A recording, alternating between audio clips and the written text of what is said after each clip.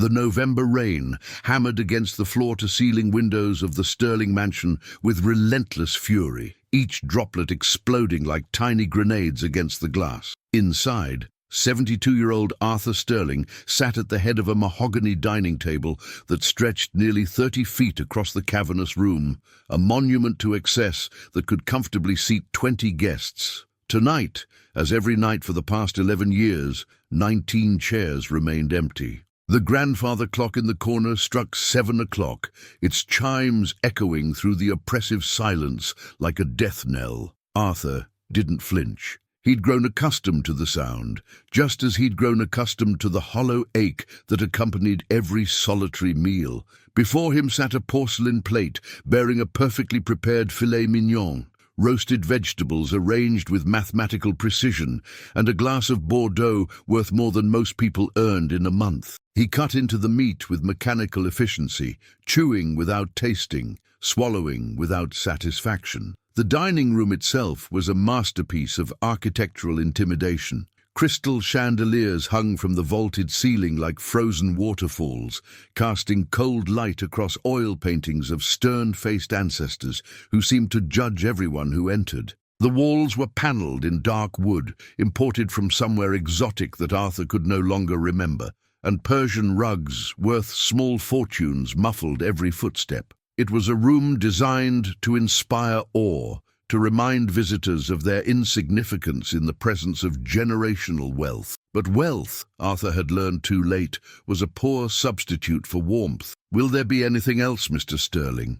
The voice belonged to Mrs. Pemberton, his head housekeeper of 23 years. She stood at the threshold like a sentinel, her grey hair pulled back so tightly it seemed to stretch her already severe features. She'd mastered the art of being present without truly being there, a ghost in sensible shoes. "No," Arthur replied, without looking up. His voice carried the gravelly weight of a man who'd spent decades barking orders in boardrooms, crushing competitors, and building an empire that now felt like an elaborately decorated prison. Mrs. Pemberton nodded and retreated, her footsteps swallowed by the oppressive quiet. Arthur continued eating, the scrape of his knife against porcelain, the only sound competing with the rain's assault on the windows.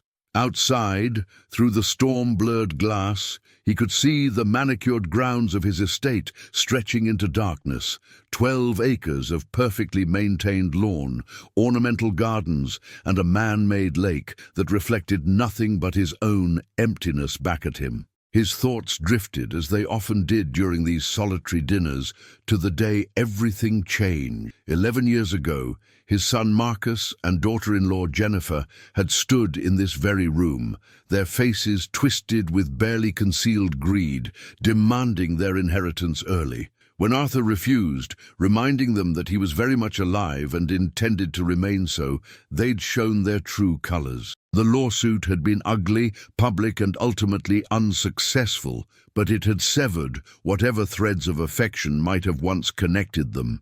Marcus now lived in Monaco with his 4th wife, and Arthur lived here, surrounded by everything money could buy and nothing that mattered. The rain intensified, drumming a violent rhythm against the mansion's bones. Arthur poured himself another glass of wine, savouring the bitter irony that the most expensive vintage in his cellar tasted like ash in his mouth. He'd fired 3 chefs in as many months, convinced they were incompetent, before Mrs. Pemberton gently suggested that perhaps the problem wasn't the cooking. A sudden crash from the kitchen shattered the silence, followed by a muffled voice and the unmistakable sound of something being dragged across hardwood floors. Arthur's fork froze halfway to his mouth. In this house, unexpected sounds were violations, disruptions to the carefully maintained order that kept chaos at bay. Heavy footsteps approached, Mrs. Pemberton's distinctive march, but accompanied by lighter, quicker steps and what sounded like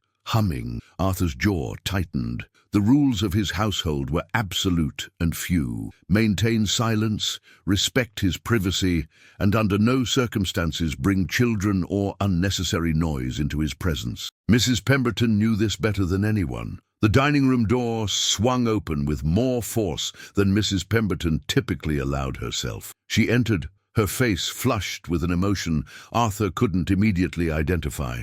embarrassment mixed with something that might have been defiance. Behind her stood a woman in her early 30s, dark hair pulled back in a practical ponytail, wearing a simple grey dress that marked her as household staff. Her eyes were red-rimmed, suggesting recent tears, but her jaw was set with determination. "Mr. Sterling," Mrs. Pemberton began, her voice carrying an unusual tremor. "This is Sarah Mitchell. She's the new assistant housekeeper I mentioned last week. She starts tomorrow morning at 6 o'clock sharp." "Tomorrow," Arthur repeated, his tone making clear that tomorrow was the operative word. "Then why is she here tonight?" Sarah stepped forward before Mrs. Pemberton could answer. "I apologize for the intrusion, Mr. Sterling. Mrs. Pemberton was kind enough to show me around this evening so I could familiarize myself with the layout before my first shift. I didn't mean to disturb your dinner." Her voice carried the slight musical lilt of someone raised in the South, Georgia perhaps, or Alabama. Arthur detected genuine contrition in her tone, but also something else, steel beneath the silk. This woman had been tested by life and hadn't broken. He recognized that quality because he'd once possessed it himself before bitterness calcified his heart into stone. "Fine," Arthur said dismissively, returning his attention to his meal. "Tomorrow at 6. Don't be late. I deduct pay for tardiness." "I won't be late," Sarah assured him. "Thank you for the opportunity, Mr. Sterling. I promise you won't regret." The sound that interrupted her was small, but catastrophic in its implications, the patter of tiny feet running across hardwood, moving fast, accompanied by breathless giggles that seemed impossibly loud in the tomb-like dining room. "Mommy, I found the big room! It has a table like a princess castle!"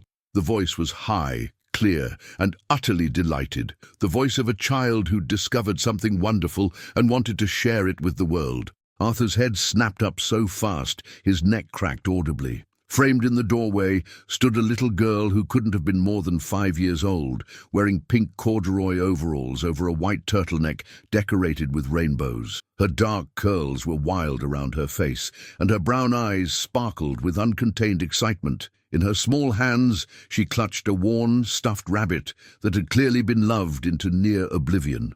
Time seemed to stop. Mrs. Pemberton's face went pale as parchment. Sarah's expression cycled rapidly through horror, panic, and resignation, but the little girl noticed none of this. Her attention had locked onto Arthur with the intense, unfiltered curiosity that only children possess. "Mummy, why is that man eating all alone?" she asked, her voice carrying that particular lack of volume control that characterizes young children. "Doesn't he have any friends?" "Lily," Sarah breathed, her voice strangled with mortification. "Lily, sweetie, come here right now. We need to leave." But Lily had already made a decision, with the absolute confidence of someone who'd never yet encountered a stranger who didn't want to be her friend. She marched into the dining room. Her small shoes, worn sneakers with flashing lights in the heels, squeaked slightly with each step. She walked right past her mother's outstretched hand, past Mrs. Pemberton's frozen form, and headed directly toward Arthur Sterling. The old man watched her approach with the same expression he might wear while observing a tornado bearing down on his position, too stunned to move, too fascinated to look away. No child had entered this room in over a decade. No child had ever approached him with such fearless determination. Lily stopped beside one of the empty chairs, positioned to Arthur's immediate right. She studied it critically, her head tilted, then reached up and grabbed the chair's carved back with both hands. The chair was solid mahogany, probably weighing 30 pounds, far too heavy for a 5-year-old to move. But Lily, with the stubborn determination of a child on a mission, began dragging it across the floor. The sound was catastrophic. Wood scraped against wood, a shriek that echoed through the dining room like fingernails on a chalkboard. Arthur winced. Sarah rushed forward, already apologizing, but Lily had achieved her goal. The chair now sat directly beside Arthur's position, close enough that he could smell the strawberry shampoo in her hair. With a grunt of effort, Lily hauled herself up onto the chair, using Arthur's armrest for leverage. Her stuffed rabbit tumbled to the floor, forgotten. She settled herself on the cushion, legs swinging freely because her feet couldn't reach the ground, and turned to face Arthur with an expression of absolute seriousness. "Hi," she said. "I'm Lily. What's your name?" Arthur stared at her. His mouth opened, but no sound emerged. Behind Lily, Sarah was making frantic, apologetic gestures, clearly preparing to physically remove her daughter from the premises. Mrs. Pemberton looked like she might faint, but Lily was undeterred by Arthur's silence. She leaned closer, peering at his face with the intense scrutiny of a scientist examining a particularly interesting specimen. "You look sad," she announced with the blunt honesty only children possess. "Are you sad?" "I am not sad," Arthur managed, his voice sounding rusty even to his own ears. "I am annoyed. There are rules in this house.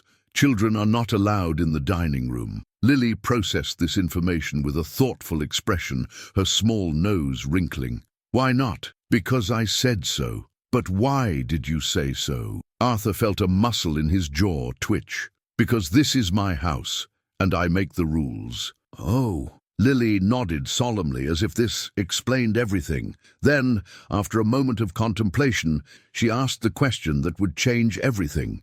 "Do you eat alone because you're mean, or are you in time out?" The words hung in the air like smoke after a gunshot. Sarah gasped audibly. Mrs. Pemberton made a sound like a dying animal. But Arthur felt something crack inside his chest, a sensation he hadn't experienced in so long he'd forgotten what to call it. He looked at this tiny girl with her wild curls and rainbow shirt and worn stuffed rabbit, this child who'd invaded his fortress of solitude and asked the one question no one else had dared to voice in 11 years. The anger he'd been preparing to unleash withered before it could fully form. "I eat alone," he heard himself say, his voice barely above a whisper, "because there's no one else." Lily's face transformed with understanding, and something that looked suspiciously like pity. "That's the saddest thing I ever heard," she declared. Then, with the absolute certainty of a child who'd identified a problem and its solution in the same moment, she announced, "You can eat with me and Mommy. We don't have lots of food, but we always share. Mommy says sharing makes everything taste better." And there it was, the simple, devastating truth that Arthur Sterling had spent 11 years running from, delivered by a 5-year-old girl in light-up sneakers. His massive dining table, his expensive wine, his perfectly prepared meals, all of it was meaningless without someone to share it with. The rain continued its assault on the windows, but inside the dining room, something had shifted. Arthur Sterling looked at Lily's expectant face, then up at Sarah's terrified expression, then at the 19 empty chairs surrounding them. For the first time in over a decade, the silence felt less like sanctuary and more like a prison he'd built himself, one chair at a time. "I suppose," he said slowly, "that one meal wouldn't hurt." The morning after Lily's unprecedented invasion of Arthur Sterling's dining room arrived, wrapped in the kind of crystalline autumn sunshine that made the previous night's storm feel like a fever dream. Sarah Mitchell stood in the mansion's industrial kitchen at 5:45 in the morning, 15 minutes early for her first official shift, mentally cataloguing everything that had gone catastrophically wrong the evening before. She'd violated the primary rule of her employment before her employment had even begun. She'd allowed her daughter, her forbidden, rule-breaking, impossibly curious daughter, to not only enter the forbidden dining room, but to physically sit beside one of the wealthiest, most notoriously difficult men on the eastern seaboard. She'd spent the entire sleepless night in the tiny servants' quarters Mrs. Pemberton had allocated them, waiting for the inevitable phone call terminating her position. But the call never came. And now, as pale gold light streamed through the kitchen's tall windows, illuminating industrial-grade appliances that gleamed like surgical instruments, Sarah couldn't decide if that was good news or simply delayed bad news. "You're early," Mrs. Pemberton's voice made Sarah jump, nearly dropping the inventory clipboard she'd been pretending to study. The head housekeeper entered through the staff door, her grey uniform already perfectly pressed despite the early hour, her expression giving away nothing. That's good. Mr. Sterling despises tardiness almost as much as he despises disorder. Mrs. Pemberton, about last night, Sarah began, but the older woman raised one hand, silencing her with the gesture of someone accustomed to absolute authority below stairs. What happened last night was highly irregular, Mrs. Pemberton said, her tone clipped and professional. However, Mr. Sterling did not request your termination. In fact, he left specific instructions regarding your daughter. Sarah's heart plummeted into her stomach. Here it was, the eviction, the banishment, the confirmation that she'd destroyed the one opportunity that stood between her family and homelessness. I understand, she said quietly, fighting to keep her voice steady. I'll pack our things immediately. If you could give me until this afternoon. He wants the child to join him for breakfast. The words hung in the air like something physical, solid, impossible to process. Sarah blinked, certain she'd misheard. I'm sorry, what? Mr. Sterling, Mrs. Pemberton repeated with exaggerated patience, has requested that your daughter Lily join him for breakfast this morning at 8 o'clock sharp. He was quite specific. The child is to be clean, appropriately dressed, and accompanied by you to the dining room. The housekeeper paused, and something that might have been the ghost of amusement flickered across her severe features. In 23 years of service, I have never received such a request. You and your daughter have apparently accomplished the impossible. Sarah's mind reeled, trying to reconcile this information with everything she knew about Arthur Sterling. According to the extensive research she'd conducted before accepting this position, research born of desperation and the need to know exactly what kind of environment she was bringing her daughter into, Arthur Sterling was a recluse who'd built his fortune in commercial real estate and then retreated from the world after a bitter family dispute. He granted no interviews, attended no social functions, and reportedly hadn't hosted a dinner guest in over a decade. Yet somehow her 5-year-old daughter had cracked that fortress in under 10 minutes. I don't understand, Sarah admitted. Last night, he seemed, angry isn't the right word, disturbed, like we'd violated something sacred. Perhaps you did, Mrs. Pemberton replied cryptically, or perhaps your daughter violated something that needed violating. Either way, you have your orders. 8 o'clock. Don't be late. She turned to leave, then paused in the doorway. And Mrs. Mitchell, whatever happens today, remember that Mr. Sterling is not accustomed to being challenged, questioned, or forced to reconsider his positions. Your daughter did all three. Tread carefully. 2 hours later, Sarah stood outside the dining room doors with Lily's small hand clasped tightly in her own, feeling like a condemned prisoner approaching the gallows. She'd dressed her daughter in the nicest outfit they owned, a navy blue dress with white collar and cuffs that Sarah had found at a consignment shop, paired with white tights and black Mary Janes that were only slightly scuffed. Lily's wild curls had been wrestled into 2 neat braids, tied with navy ribbons, and her face glowed with fresh scrubbing. The little girl practically vibrated with excitement, bouncing on her toes and clutching her stuffed rabbit, Mr. Hopscotch, a name that had survived multiple attempts at retirement, against her chest. Is this the Princess Castle room again, Mommy? Are we really going to eat with the sad man? His name is Mr. Sterling, Sarah corrected gently. And yes, apparently we are. But Lily, sweetie, you need to remember your manners. This is very important. Mr. Sterling is my boss, and if we make him angry, we might have to leave this house and find somewhere else to live. Lily's face grew solemn with understanding. At 5 years old, she'd already learned more about instability and loss than any child should have to know. Her father, David, had died 14 months ago in a construction accident, leaving them with medical debt that had consumed their savings and eventually their home. The past year had been a blur of temporary housing, rejected job applications, and the constant gnawing fear that Sarah couldn't protect her daughter from the consequences of poverty. This job, with its servants' quarters and modest salary, represented salvation. Sarah couldn't afford to lose it because her daughter had accidentally befriended a billionaire. I'll be very, very good, Lily promised solemnly. I'll use my indoor voice and my proper fork, and I won't spill anything. Sarah squeezed her daughter's hand, then pushed open the dining room doors. Morning light transformed the space that had seemed so oppressive the previous evening. Sunshine streamed through the tall windows, catching dust motes and making the crystal chandeliers throw rainbow prisms across the dark wood walls. The massive table no longer looked quite so funereal, though it was still absurdly large, set for three at the far end near the windows, where Arthur Sterling already sat reading the Wall Street Journal with his morning coffee. He looked up as they entered, and Sarah searched his face for signs of anger or resentment. Instead, she found something unexpected: uncertainty. Arthur Sterling, who commanded boardrooms and intimidated corporate raiders, looked genuinely unsure how to proceed. "Good morning, Mr. Sterling," Sarah began formally. "Thank you for the invitation. I want to apologize again for last night's intrusion. It won't happen again unless you specifically request you're 3 minutes early," Arthur interrupted, glancing at his watch. "I specified 8 o'clock. Sarah's stomach dropped. "I apologize.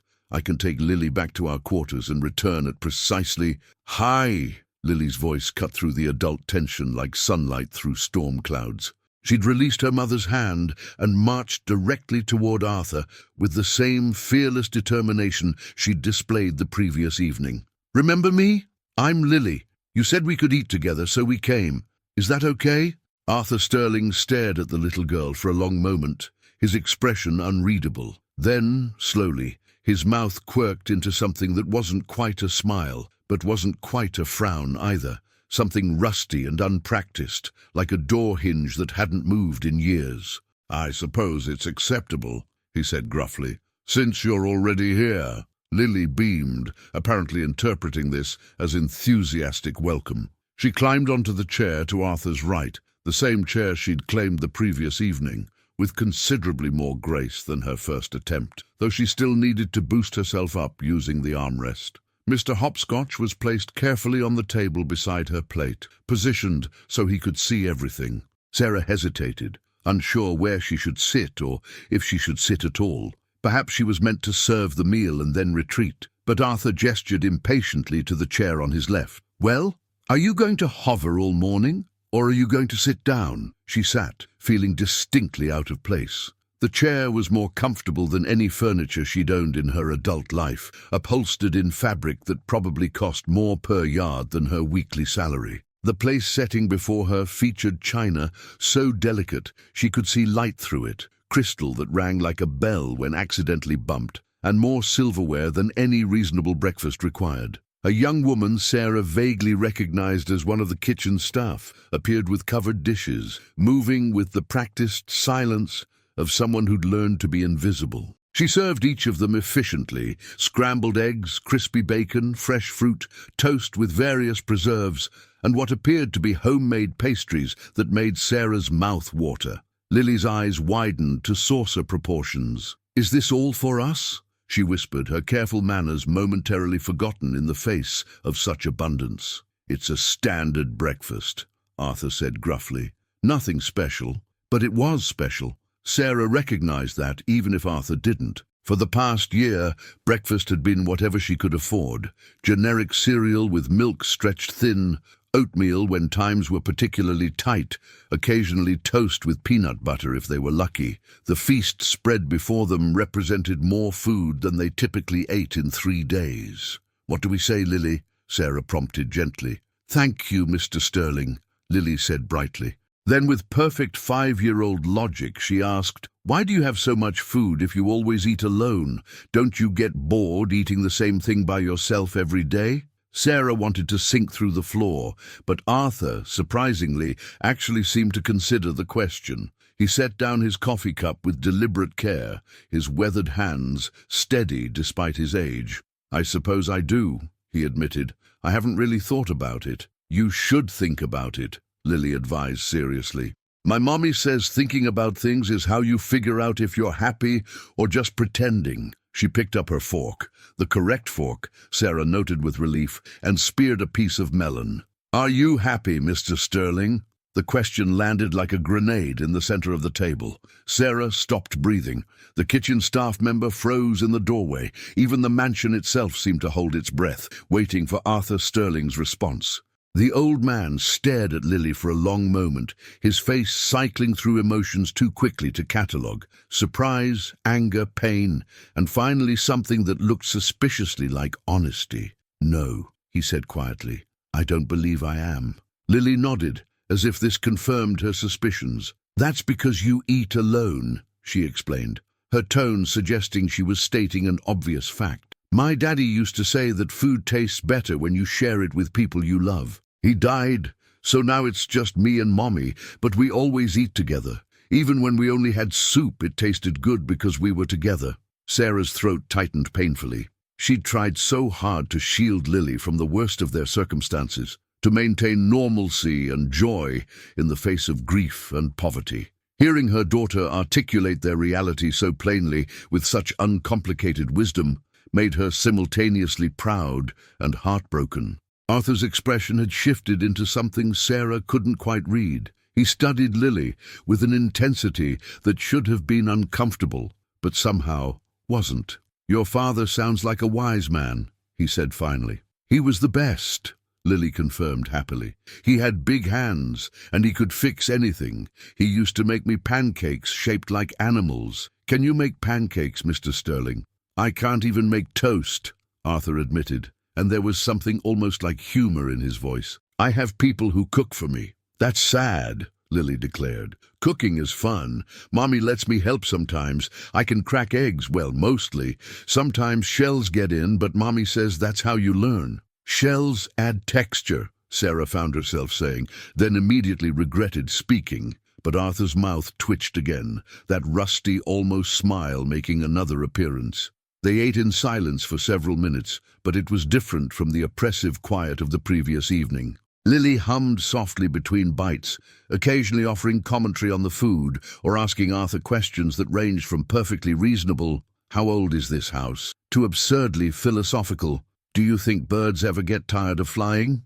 Arthur answered each question with surprising patience, his gruff exterior cracking incrementally with each interaction. Sarah watched the transformation with growing amazement. This was not the bitter recluse described in the sparse articles she'd found online. This was a lonely old man who'd forgotten how to be human, slowly remembering in the presence of a child who demanded nothing except honesty. "Mr. Sterling," Lily said suddenly, setting down her fork with great ceremony, "I have an important question." "Another one?" Arthur raised an eyebrow, but there was no real annoyance in his tone. "Yes, very important." Lily leaned forward conspiratorially, her voice dropping to what she probably thought was a whisper, but which carried perfectly clearly across the table. "If you're not happy eating alone, why don't you just stop? Why don't you find friends to eat with?" The question hung in the air, deceptively simple, devastatingly profound. Arthur Sterling, who'd built a corporate empire through ruthless intelligence and calculated risk, looked at this 5-year-old girl with something approaching wonder. "Because," he said slowly, carefully, as if testing each word before speaking it, "I thought I didn't need friends. I thought I was better off alone." "But you're not better," Lily pointed out with irrefutable logic. "You're sad and lonely, and you don't even like your food." She paused, then brightened with sudden inspiration. "You know what you need? You need a friend like Mr. Hopscotch. He's my very best friend, and he's never mean, and he always listens, and he makes everything less scary." She picked up the worn, stuffed rabbit and held it toward Arthur with both hands, a gesture of such pure generosity that Sarah felt tears prick her eyes. The toy was Lily's most treasured possession, a gift from her father shortly before his death, loved threadbare and carried everywhere. "I can't take your rabbit," Arthur said, his voice rough with an emotion Sarah couldn't quite identify.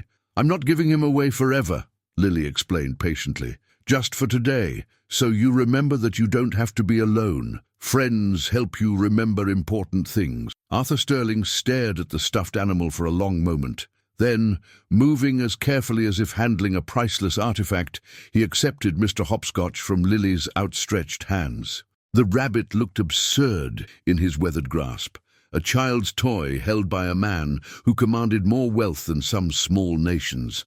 "Thank you, Lily," he said quietly. "I'll take very good care of him." Lily beamed with satisfaction, then returned her attention to her breakfast, apparently considering the matter settled. But Sarah, watching Arthur Sterling cradling a worn stuffed rabbit while sunlight streamed through the windows of his empty mansion, understood that something fundamental had shifted. The fortress walls were cracking, and a 5-year-old girl, armed with nothing but honesty and kindness, was leading the assault. Outside the windows, the autumn leaves danced in a gentle breeze, and for the first time in over a decade, the Sterling mansion felt less like a mausoleum and more like a home that might, just possibly, remember how to be lived in again. 3 weeks passed, and the Sterling mansion underwent a transformation so subtle that those outside its walls would never have noticed, yet so profound that those within could hardly believe it was the same house. It began with breakfast. What Arthur Sterling had assumed would be a single awkward meal became a daily ritual. Every morning at 8 o'clock sharp, Lily appeared at the dining room door in whatever outfit Sarah had managed to keep clean, her wild curls tamed into braids or ponytails that inevitably came loose by mid-meal, and her endless curiosity fully armed and operational. Arthur found himself looking forward to these mornings with an anticipation he hadn't felt in years. He began waking at 6:30 instead of 7, spending the extra time selecting which newspaper articles might spark Lily's questions, wondering what observations she might make that day. The child had an unsettling talent for cutting through pretense and asking the questions that mattered, the ones he'd spent decades avoiding. "Why is your newspaper only black and white?" she'd asked on day 3, peering at his Wall Street Journal with obvious disappointment. "Don't they have crayons where newspapers live? It's more professional," Arthur had explained, then paused, considering, "Though I suppose you're right, it is rather dull." By day 5, he'd added a subscription to National Geographic specifically because Lily had expressed interest in animals. By day 7, the breakfast table included a children's placemat with fun facts about sea creatures. By day 10, Arthur Sterling caught himself smiling at a knock-knock joke so terrible it should have been criminal, and realized he couldn't remember the last time he'd actually laughed. Sarah watched these developments with a mixture of relief, gratitude, and growing concern. Relief because her position seemed secure, and Lily was thriving in ways she hadn't since David's death. Gratitude because Arthur's generosity extended beyond breakfast. He'd quietly arranged for Lily to have access to the mansion's extensive library, and new clothes had appeared in their quarters without comment or explanation. But concern, because she recognized how precarious this arrangement was, how dependent their happiness had become on the whims of a man who could change his mind at any moment. She tried to maintain professional boundaries, to remember she was staff and Arthur was employer, but those lines blurred more each day. Arthur began asking her opinion on household matters, then on business decisions, then on topics that had nothing to do with work at all. Their conversations extended beyond breakfast, continuing as Sarah went about her duties, Arthur trailing behind her with questions or observations that had nothing to do with dust or dishes and everything to do with simple human connection. "You're changing him," Mrs. Pemberton observed one afternoon as they folded linens in the enormous second-floor laundry room. The head housekeeper's tone was neutral, but her eyes held something Sarah couldn't quite interpret. "In 23 years, I've never seen Mr. Sterling smile. Yesterday I heard him laughing. Actually laughing. It was unsettling." "Is that a problem?" Sarah asked carefully, smoothing wrinkles from a pillowcase that probably cost more than her monthly salary. "I don't know yet," Mrs. Pemberton admitted. She was silent for a moment, precisely folding a sheet with mathematical corners. "Mr. Sterling's family," she said finally, her voice carefully measured, "are not good people. His son Marcus and daughter-in-law Jennifer tried to have him declared incompetent 11 years ago, claiming he was mentally unfit to manage his own affairs. They wanted control of his estate while he was still alive. The legal battle was vicious." Sarah's hands stilled. "That's horrible." "It was strategic," Mrs. Pemberton corrected. "Marcus is deeply in debt from poor investments and expensive habits. Jennifer comes from old money that's no longer there, all pedigree and no substance. Together they've been waiting for Mr. Sterling to die so they can inherit what he's built. They check in quarterly, just enough to maintain legal standing as concerned family. She paused, fixing Sarah with a meaningful look. They're due for a visit next week. The warning was clear, even if unspoken. Sarah felt ice crystallize in her stomach. "Why are you telling me this?" "Because," Mrs. Pemberton said, resuming her folding with mechanical efficiency, "Mr. Sterling is starting to care about you and your daughter. And when Marcus and Jennifer discover that, they'll view you as a threat to their inheritance. They won't be kind about removing that threat." That evening, after Lily had fallen asleep, clutching Mr.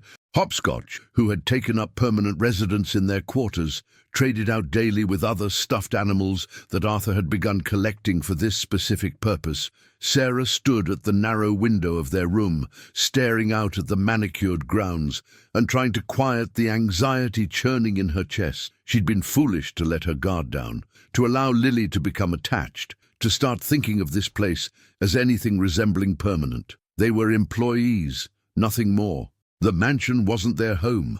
Arthur Sterling wasn't family, and she needed to remember that before the inevitable fall hurt too much to survive. A soft knock at her door interrupted these spiraling thoughts. Sarah opened it to find Arthur himself standing in the hallway, looking distinctly uncomfortable in the servants' quarters he'd probably never visited before. He held a leather-bound book in his weathered hands.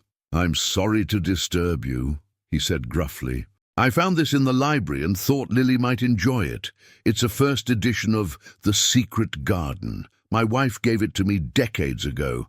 I'd like Lily to have it." Sarah stared at the book, understanding the weight of what he was offering. This wasn't just a gift. It was a piece of his history, his heart, handed to a 5-year-old girl who'd cracked his defenses with nothing but honest questions and unconditional friendship. "Mr. Sterling, I can't accept this. It's too valuable." "Arthur," he interrupted, "when we're not at breakfast in front of staff, call me Arthur. And it's not valuable if it sits in a library gathering dust. Books are meant to be read, especially by children who still believe in magic gardens and impossible transformations." He paused, his expression growing troubled. "Sarah, I need to tell you something. My son and daughter-in-law are coming to visit next Tuesday." "Mrs. Pemberton mentioned that," Sarah said quietly. Arthur's jaw tightened. "Of course she did. She's protective of this household, and rightly so. Marcus and Jennifer are difficult. They'll view you and Lily as threats, as evidence that I'm being manipulated or that I've lost my mental faculties. They may say cruel things. They may make accusations. Then maybe Lily and I should make ourselves scarce that day," Sarah suggested, though the thought of hiding felt cowardly. "We could visit the library in town, spend the day somewhere else." "No!" The word came out sharp, almost angry. Arthur softened his tone immediately. "No, I won't have you hiding like you've done something wrong. You've given me more joy in 3 weeks than I've experienced in 11 years. I won't pretend you don't exist to appease 2 vultures circling my estate." Sarah felt something warm and dangerous bloom in her chest. Hope, perhaps, or the beginning of trust. "What do you want us to do?" Arthur was quiet for a long moment, his fingers tracing the embossed title on the book's leather cover. "I want you to be exactly who you are," he said finally. "I want Lily to be her fearless, curious, impossibly honest self. And I want to see if the family I was born with can coexist with the family I'm choosing." The word hung between them. Family. Sarah wanted to protest, to remind him of boundaries and professional relationships and the dangers of getting too attached. But looking at Arthur's face, at the vulnerable hope struggling against decades of bitterness and betrayal, she couldn't bring herself to reject the possibility he was offering. "Okay," she said simply, "we'll be ourselves." Tuesday arrived wrapped in the kind of cold November rain that seemed designed to match the mood inside the Sterling mansion. Arthur had been increasingly tense all morning, snapping at staff members with uncharacteristic irritation, his hands trembling slightly as he straightened his tie for the 3rd time. Lily, oblivious to the undercurrents of adult anxiety, chattered happily through breakfast about a dream she'd had involving talking dolphins and a submarine made of cheese. Arthur listened with half his attention, the other half obviously focused on the approaching confrontation. "Arthur," Sarah said quietly, as Lily paused to take a bite of toast, "it's going to be fine. We'll get through this." He looked at her with an expression that was part gratitude, part terror. "You don't know them. Marcus has his mother's charm and none of her conscience. Jennifer can smile while she destroys you. Together, they're—" The grandfather clock in the corner struck 11, its chimes announcing the hour with sonorous authority. As if summoned by the sound, Mrs. Pemberton appeared in the doorway, her face carefully neutral. "Mr. Sterling, your son and daughter-in-law have arrived. They're waiting in the front parlor." Arthur stood, moving like a man preparing for battle. He straightened his already perfect tie one more time, then looked at Sarah and Lily with something approaching desperation. "Would you— I know this is unusual, but would you stay nearby? Not in the room initially, but close.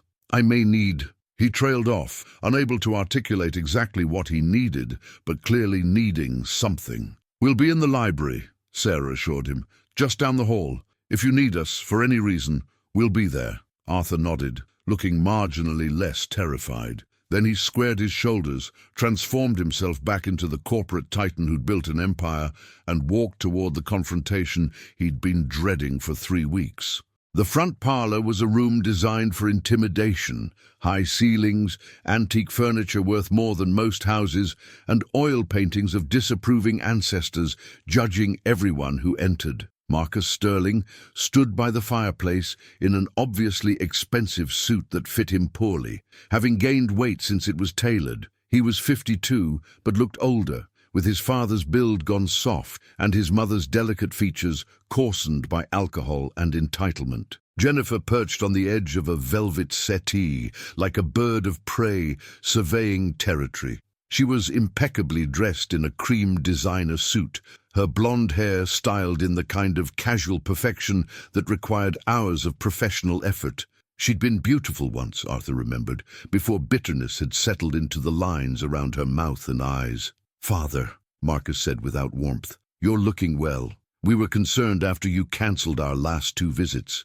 "I didn't cancel them," Arthur replied calmly. "I simply declined to reschedule. There's a difference." Jennifer's smile was razor-sharp. "We've been worried, Arthur. You're 72 years old, living alone in this enormous house with no family nearby. It's not healthy. We think it's time to discuss transitional arrangements." "Transitional arrangements," Arthur repeated. "You mean moving me somewhere I'll be easier to manage? Perhaps a care facility, one with limited visiting hours and restricted access to my own finances?" "Don't be dramatic," Marcus said, pouring himself a generous whiskey from the sidebar without asking permission. "We're talking about your well-being. Mrs. Pemberton called Jennifer 2 weeks ago, expressing concerns about your behavior."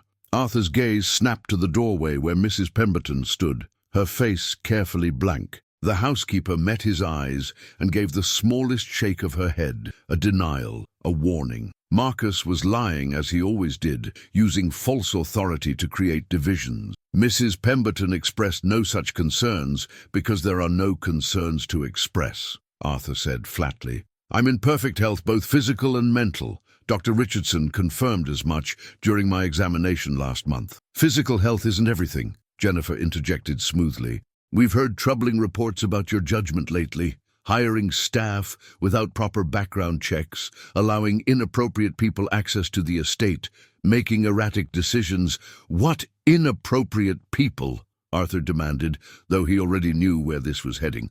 Marcus set down his whiskey with deliberate care. "Father, we have it on good authority that you've been fraternizing with the help, specifically with a recently widowed woman and her child. A woman with significant financial problems and a history of—" "Stop right there!" Arthur's voice cracked like a whip, cold fury replacing his earlier anxiety. "I don't know what lies you've convinced yourself to believe, but Sarah Mitchell is an employee of impeccable character who has done nothing except her job and shown me more genuine kindness in 3 weeks than you've shown in 3 decades. "Genuine kindness," Jennifer laughed, the sound brittle and cruel. "How much is this genuine kindness costing you, Arthur? Has she asked for money yet? Advanced wages? Loans for tragic circumstances? Let me guess. There's a sick relative who needs surgery, or an evil landlord threatening eviction, or—" "She's asked for nothing," Arthur interrupted,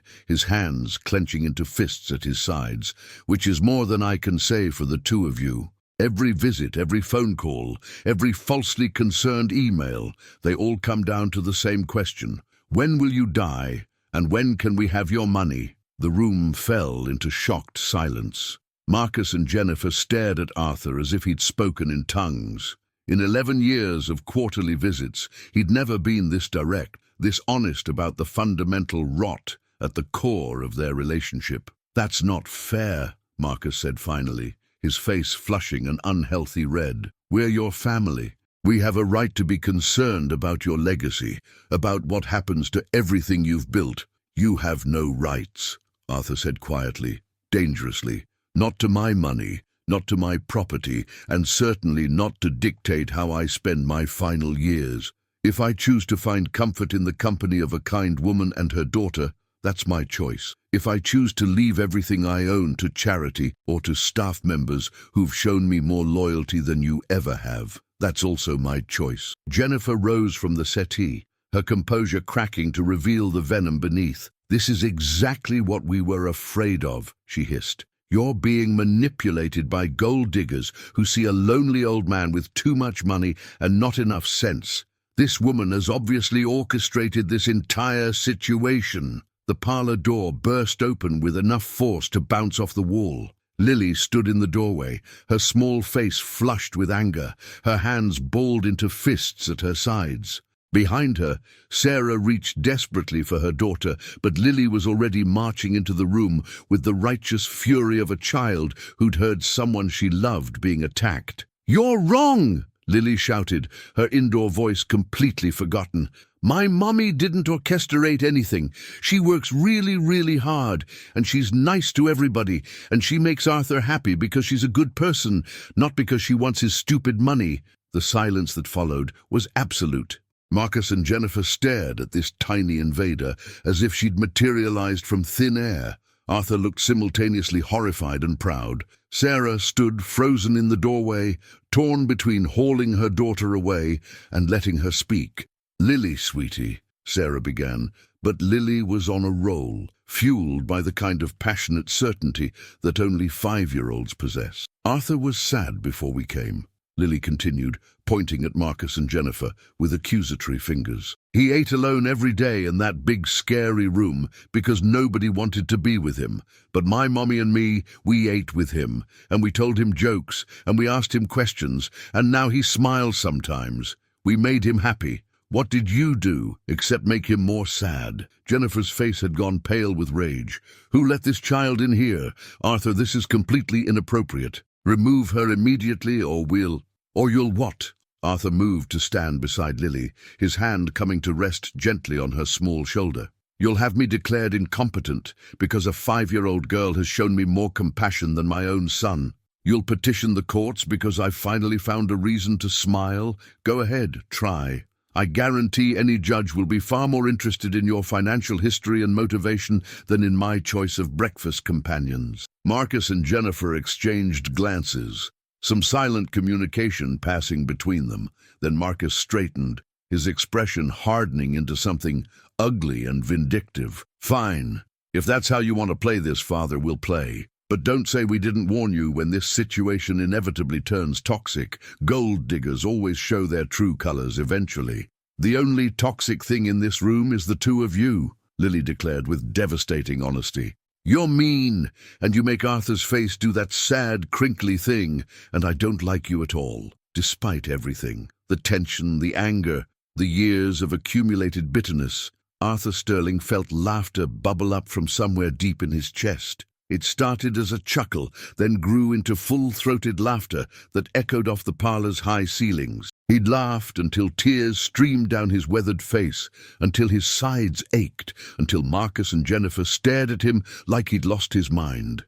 Maybe he had, or maybe, for the first time in over a decade, he'd actually found it again. "Get out," Arthur said when he finally caught his breath, his voice still shaking with laughter.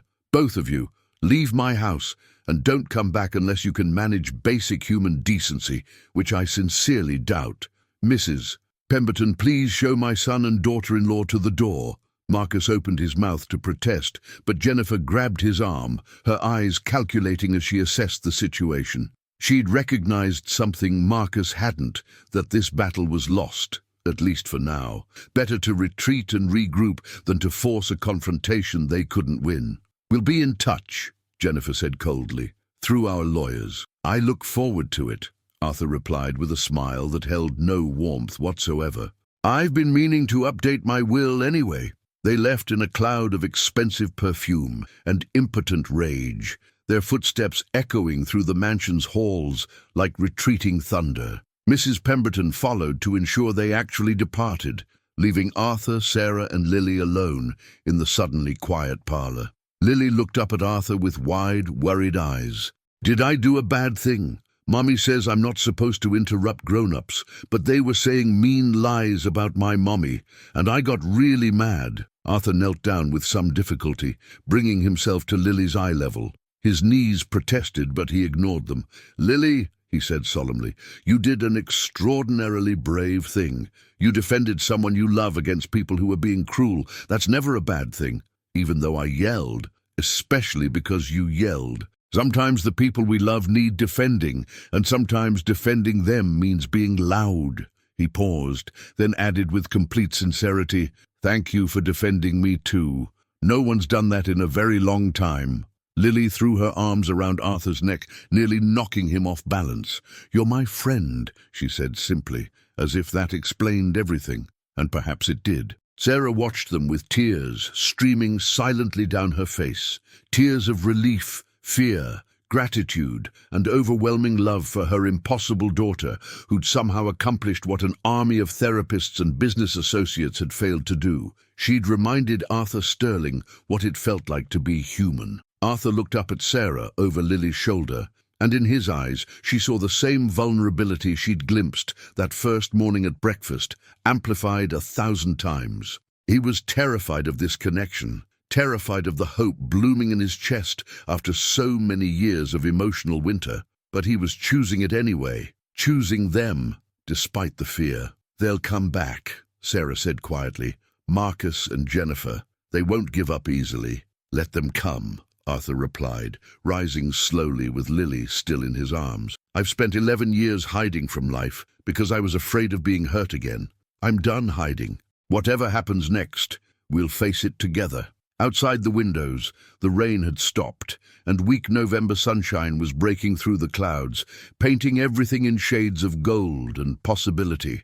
The Sterling mansion, for the first time in over a decade, felt less like a mausoleum and more like a home preparing itself for life again. Messy, complicated, frightening, beautiful life. And somewhere in the library, a first edition of The Secret Garden waited for a little girl who still believed that impossible transformations could happen, that locked gardens could bloom again, that even the most broken and bitter hearts could learn to love. The weeks following Marcus and Jennifer's disastrous visit unfolded with a peculiar tension, like the calm before a storm that everyone knew was coming, but no one could predict. Arthur threw himself into the unfamiliar territory of family life with the same intense focus he'd once applied to hostile corporate takeovers, though with considerably less confidence in the outcome. He began spending his afternoons in the library with Lily, reading aloud from The Secret Garden in his gravelly voice, while she curled against his side,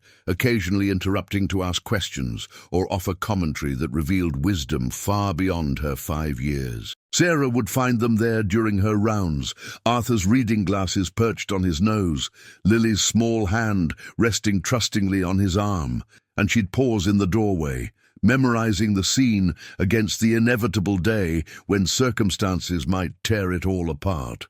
The mansion itself seemed to wake from its long hibernation.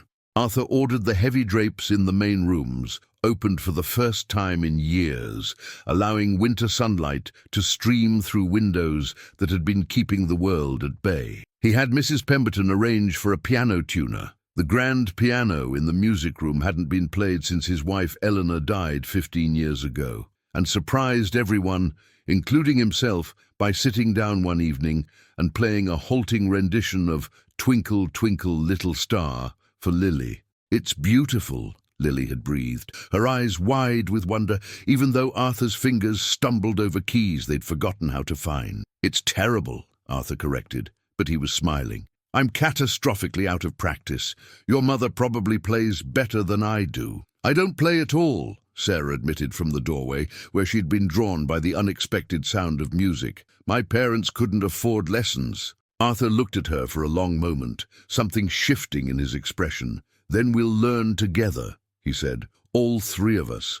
Mrs. Pemberton, contact the Berkeley School of Music and hire us a piano teacher. Someone patient. Someone who won't judge us for being hopeless beginners." "I'm not a beginner," Lily protested. "I'm brand new. That's different." The piano teacher arrived 2 weeks later, a young woman named Rebecca Chen, who handled Arthur's gruff demeanor and Lily's boundless energy with equal grace. Tuesday and Thursday afternoons became piano lessons, the music room filling with hesitant melodies and frequent laughter as 3 generations struggled through basic scales and simple songs. Sarah watched Arthur transform during these lessons, his rigid posture softening as he accepted his own imperfection, his rare laughter becoming less rare. He'd spent so many decades demanding excellence, crushing competition, building walls of achievement to hide behind. Now he was learning to be vulnerable, to be bad at something, to find joy in the trying rather than only in the succeeding. But the peace was fragile, and Sarah knew it. Marcus and Jennifer's promised lawyers never materialized, at least not in the way they'd threatened, but their presence hung over the household like a gathering storm. Mrs. Pemberton reported spotting an unfamiliar car parked outside the estate gates on multiple occasions, and Sarah began noticing her mail arriving already opened, as if someone was searching for evidence of impropriety. "They're building a case," Arthur said matter-of-factly one evening in late December. He'd invited Sarah to join him for dinner after Lily had fallen asleep, a habit that had developed gradually over the past month. They sat at the smaller table in the breakfast nook, a cozy space that felt infinitely more intimate than the cavernous dining room. "Marcus has hired private investigators. They're documenting everything, your comings and goings, my spending patterns, any interaction between us that could be construed as inappropriate." Sarah's stomach dropped. "Then maybe we should be more careful. Less time together, more formal boundaries." "No." Arthur set down his wineglass with enough force to make it ring against the table. "I refuse to live in fear of my own son's greed. We're not doing anything wrong, Sarah. We're simply existing, finding comfort in each other's company. If Marcus wants to twist that into something sordid, that says everything about him and nothing about us." "But Arthur, if they take you to court, if they try to have you declared incompetent, then I'll fight them with every resource at my disposal," he interrupted. "I've already contacted my attorneys and updated my will. Everything is documented, properly witnessed, completely legal. Marcus will find no ammunition there." Sarah studied his face across the table. This complicated man who'd somehow become the axis around which her world turned. In the warm light of the breakfast nook, with his guard down and his usual severity softened by wine and companionship, Arthur Sterling looked less like a corporate titan and more like what he actually was, a lonely old man desperately trying to rebuild bridges he'd burned decades ago. "Can I ask you something?" Sarah said quietly. "What happened between you and Marcus? What made the rift so irreparable?" Arthur was silent for a long moment, his fingers tracing patterns on the stem of his wineglass. "Eleanor," he said finally, "my wife. She died 15 years ago of pancreatic cancer. It was fast, brutal, and I handled it poorly. I threw myself into work, into expanding the business, into anything that would keep me from feeling the grief. Marcus was angry that I didn't grieve properly, that I didn't fall apart the way he thought I should." He paused, staring into his wine as if it held answers. "He accused me of never loving her, of caring more about money than family. We said terrible things to each other, things that can't be unsaid. Then, 6 years later, when I'd finally started to feel human again, he and Jennifer showed up with that lawsuit, trying to have me declared mentally incompetent so they could control my assets. They claimed my grief had damaged me permanently, that I was no longer capable of rational decision-making. That's horrible, Sarah breathed. It was strategic, Arthur corrected, using the same word Mrs. Pemberton had employed weeks ago. Marcus had made bad investments and needed money. Jennifer came from a family whose wealth had evaporated through mismanagement and expensive habits. Together, they saw my estate as the solution to their problems. When I fought back and won, when I had them removed from any position of influence in my company and my life, Marcus swore he'd never forgive me. Apparently, he meant it. Sarah reached across the table and took his hand, a gesture so natural she didn't even think about the impropriety until after she'd done it. Arthur's fingers closed around hers with surprising strength, as if she were anchoring him against memories that still had the power to drown. "I'm sorry," she said simply. "You deserve better. You deserve family who loved you more than your money." "I had that once," Arthur said quietly. "Eleanor loved me when I was nobody, when I was just an ambitious kid from Brooklyn with big dreams and empty pockets. She saw something in me worth believing in, something beyond the balance sheets and profit margins. I took that for granted. I thought we'd have decades together, time to appreciate what we had. Then she was gone. And I'd wasted so much time chasing success that I forgot to be grateful for the success I already had sitting right beside me." He looked up, meeting Sarah's eyes across the table. "I won't make that mistake again. Whatever time I have left, however Marcus and Jennifer choose to attack, I refuse to waste another day being too afraid or too proud to accept the gift you and Lily have given me." "We haven't given you anything," Sarah protested, but Arthur shook his head. "You've given me everything," he said simply. "You've given me a reason to wake up in the morning. You've reminded me that laughter sounds better than silence. You've shown me that family isn't about blood or obligation. It's about choosing to show up day after day, even when it's difficult or frightening or inconvenient." He paused, his grip on her hand tightening slightly. "You've given me hope, Sarah, and hope is something I'd forgotten how to feel." Indeed, the moment stretched between them, weighted with unspoken possibilities and dangerous feelings. Sarah knew she should pull her hand away, should re-establish the professional boundaries that had been eroding since Lily first dragged that chair across the dining room floor. But she didn't want to. For the first time since David's death, she felt something other than grief and exhaustion. She felt seen, valued, like she mattered for reasons beyond her ability to clean and organize. The spell broke when Mrs. Pemberton appeared in the doorway, her face unusually grim. "Mr. Sterling, I apologize for the interruption, but you have a phone call. It's your attorney, Mr. Blackwell. He says it's urgent."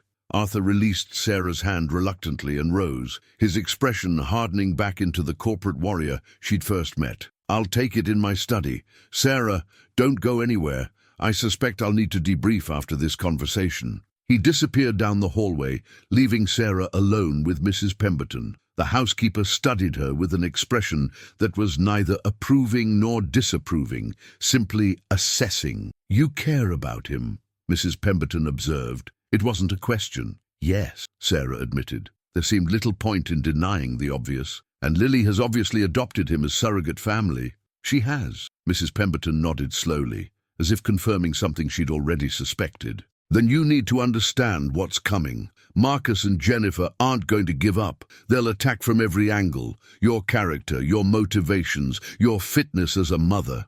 They'll dig into every mistake you've ever made, every bill you've struggled to pay, every moment of weakness or desperation. They'll paint you as a predator and Mr. Sterling as a senile old fool, too addled to recognize manipulation." "I know," Sarah said quietly.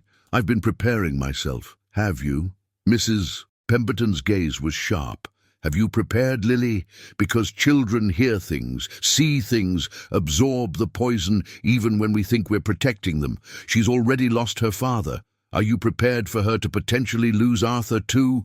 The question hit like a physical blow. Sarah hadn't allowed herself to think that far ahead, hadn't wanted to acknowledge that the happiness they'd found was as temporary as morning dew. "What should I do?" she asked, hating the desperate note in her voice. "Should we leave? Would that protect Arthur from—" "Leaving would destroy him," Mrs. Pemberton interrupted.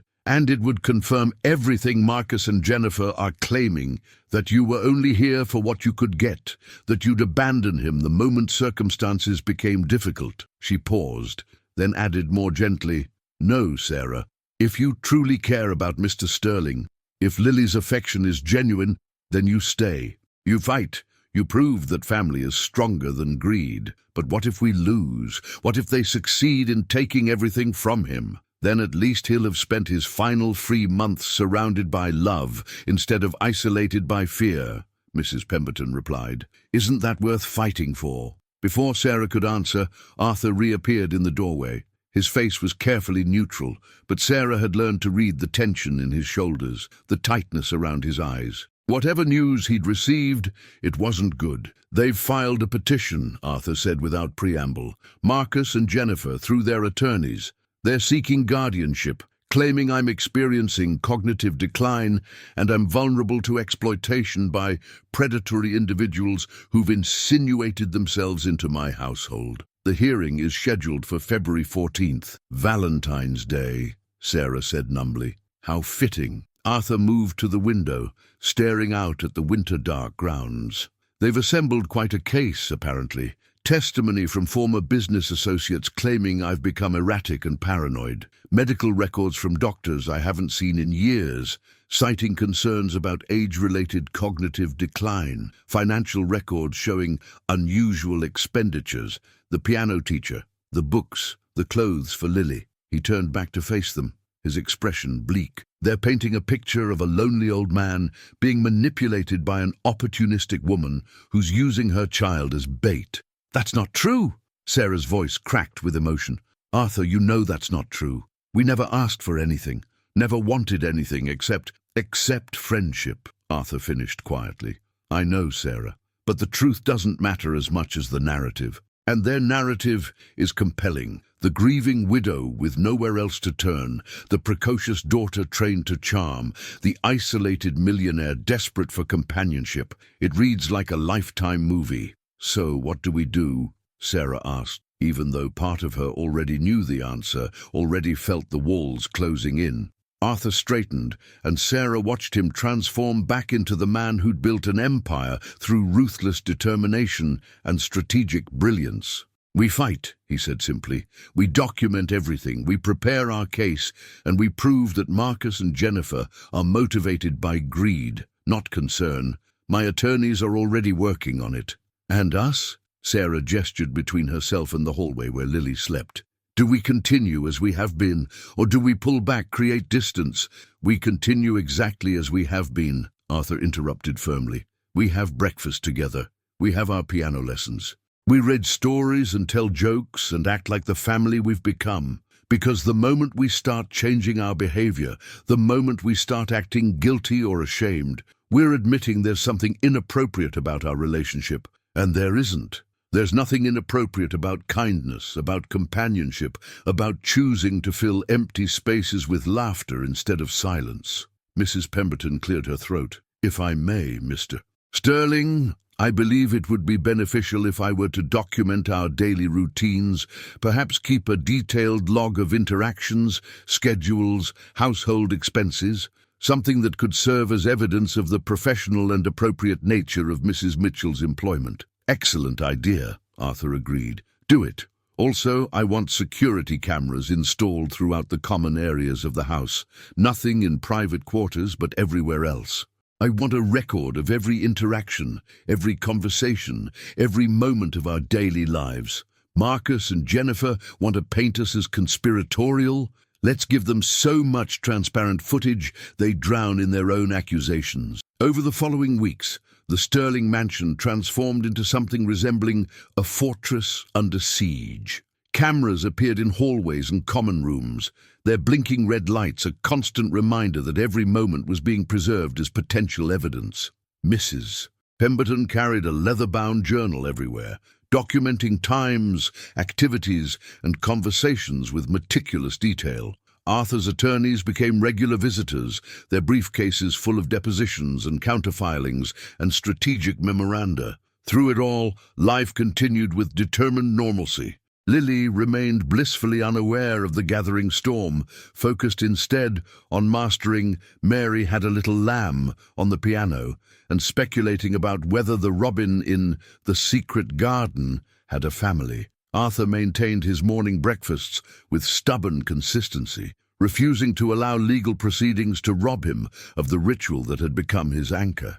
But the strain showed in small ways. Arthur's rare smiles became rarer still. Sarah caught him staring at Lily with an expression of desperate memorization, as if afraid she might disappear at any moment. The house's earlier warmth cooled into vigilance, everyone aware that they were performing for an invisible audience of hostile viewers. Christmas arrived, cold and bright.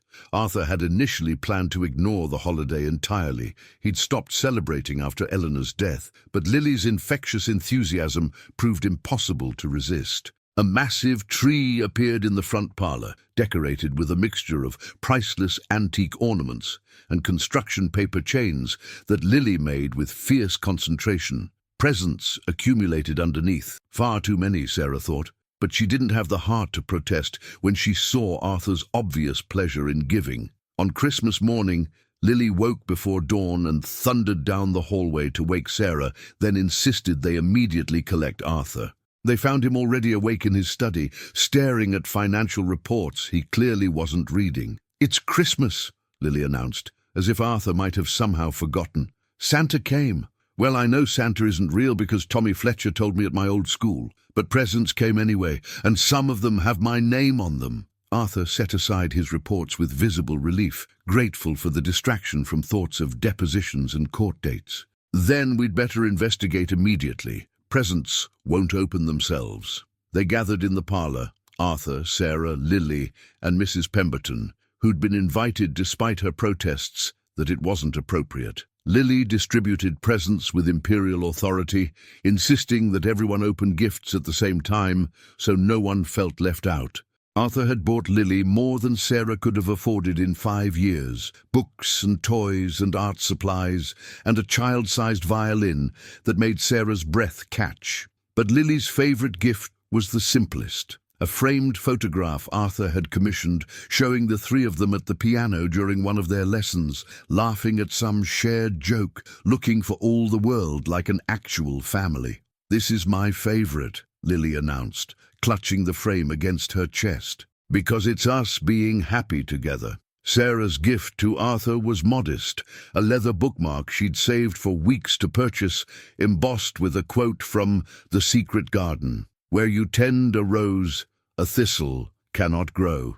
It was sentimental and probably presumptuous, but Arthur held it like it was made of gold, his weathered fingers tracing the embossed letters. "Thank you," he said quietly, and Sarah understood he wasn't just thanking her for the bookmark. Arthur's gift to Sarah came in an envelope, not money, thank God, which would have been impossible to accept, but something that made her throat close with emotion. It was a deed, legally notarized and properly filed, for a small house about 3 miles from the Sterling estate. "I know you can't live in the servants' quarters forever," Arthur said gruffly, clearly uncomfortable with her tears. "And I know your lease on your previous apartment ended badly, that you've been essentially homeless for months. This doesn't come with strings or expectations. It's yours, free and clear, regardless of what happens with the court case or your employment here. You and Lily deserve stability, a place that's truly yours. Arthur, I can't accept this. It's too much. It'll look like an employer providing housing for valuable staff, which is perfectly legal and well documented," Arthur interrupted. "My attorneys have already reviewed it. The house is worth approximately $200,000, which is reasonable compensation for a live-in assistant housekeeper, particularly one who's become indispensable to household operations. More importantly, it means Marcus and Jennifer can't threaten you with homelessness. Even if they win, even if they gain control of my assets, that house is yours. They can't touch it." Sarah looked at the deed, at the address of a house she'd never seen, at the gift of security she'd stopped believing she'd ever have again. Then she looked at Arthur, at this complicated, difficult, generous man who was trying to protect her the only way he knew how. with legal documents and strategic planning and properties deeded in her name. "Thank you," she whispered, then did something she'd never done before. She crossed the room and hugged him, properly hugged him, letting him feel the gratitude and affection and bone-deep relief that words couldn't adequately express. Arthur stiffened initially. He wasn't accustomed to physical affection, but then his arms came up and held her with surprising strength, as if she were something precious that might slip away if he didn't hold tight enough. "Thank you," he replied just as quietly, "for giving me a reason to celebrate Christmas again, for reminding me what family is supposed to feel like, for being here." Lily, watching this exchange with her characteristic intensity, climbed onto the couch beside them and wormed her way into the hug, creating a small circle of warmth in the cold December morning. And outside, beyond the windows, the cameras recorded everything: the presents, the laughter, the tears, the embrace. Evidence for the court case, certainly, but also something more, proof that sometimes the families we choose matter more than the families we're born with, that kindness is stronger than greed, and that even the most bitter hearts can learn to love again if given the chance. The hearing was 39 days away. Whatever happened, they would face it together. This unlikely, imperfect, fiercely loyal family that had assembled itself from loneliness, loss, and the courage to try again. February 14th arrived with the kind of bitter cold that turned breath into clouds and made the world feel crystalline and fragile. Sarah stood in front of the bathroom mirror at 5:30 in the morning, trying for the fourth time to secure her hair into something resembling professional composure. Her hands wouldn't stop shaking. In the next room, Lily slept peacefully, curled around Mr. Hopscotch, blissfully unaware that today would determine whether the fragile family they'd built would survive or shatter. Sarah had agonized over whether to bring her daughter to the hearing, but Arthur's attorneys had been adamant. Lily's presence was essential. The judge needed to see the child at the center of the accusations, needed to witness firsthand whether she was a trained manipulator or simply a 5-year-old girl who'd befriended a lonely old man. Sarah had tried to explain it to Lily in terms a child could understand. "We're going to visit a very important person today," she'd said the night before, kneeling to meet her daughter's eyes. "Some people have been saying not nice things about us and about Arthur, and we need to show this important person that those things aren't true." "What kind of not nice things?" Lily had asked, her small face scrunched with concern. "They're saying that we only became friends with Arthur because we wanted his money," Sarah had explained carefully, "that we were pretending to like him." Lily's expression had transformed into pure indignation. "But that's a lie. We like Arthur because he's nice, and he reads stories with funny voices, and he lets me help him play piano, even when I mess up the notes." She'd paused, processing. Why would people say lies like that? "Because sometimes grown-ups do mean things when they're scared or jealous," Sarah had said, pulling her daughter close. "But we're going to tell the truth, and the truth is going to win, okay?" Now, staring at her reflection in the pre-dawn darkness, Sarah desperately hoped that promise wasn't another lie she'd have to apologize for later. A soft knock at her door made her jump. She opened it to find Arthur standing in the hallway, already dressed in an immaculate charcoal suit that probably cost more than Sarah had earned in her entire life. But it was his face that caught her attention, the deep lines of exhaustion, the shadows under his eyes suggesting he'd slept even less than she had. "I wanted to check on you before we left," Arthur said quietly, "to make sure you're managing." Sarah let out a sound that was half laugh, half sob. "Managing? Arthur, I'm terrified. What if they win? What if the judge believes their version? What if Lily has to watch them take you away from us?" Arthur stepped into the small room, closing the door behind him. For a moment, he simply stood there. This man who'd commanded boardrooms and crushed competitors, looking lost and vulnerable in a way that made Sarah's heart ache. "I need to tell you something," he said finally. "Something I should have said weeks ago, but was too proud or too frightened to admit." He paused, gathering courage. "You and Lily have given me a reason to keep living. Before you arrived, I was just existing eating meals I didn't taste, sleeping in a house that felt like a tomb, waiting to die because there was nothing left to wait for. You changed that. You reminded me what it feels like to laugh, to look forward to tomorrow, to care about someone other than myself. Arthur, let me finish, he interrupted gently. If we lose today, if Marcus and Jennifer succeed in taking away my autonomy, my freedom, my ability to make my own choices, I want you to know that these past few months have been worth it. Every breakfast, every piano lesson, every conversation, they've been worth whatever price I might pay today. You haven't taken advantage of me, Sarah. You've saved me. Sarah felt tears streaming down her face, all her careful makeup destroyed before they'd even left the house. We can't think like that. We're going to win. We have to win. Maybe, Arthur said, but if we don't, I need you to promise me something. Take Lily and move into that house I gave you. Build a good life. Don't waste time feeling guilty or responsible for what happened.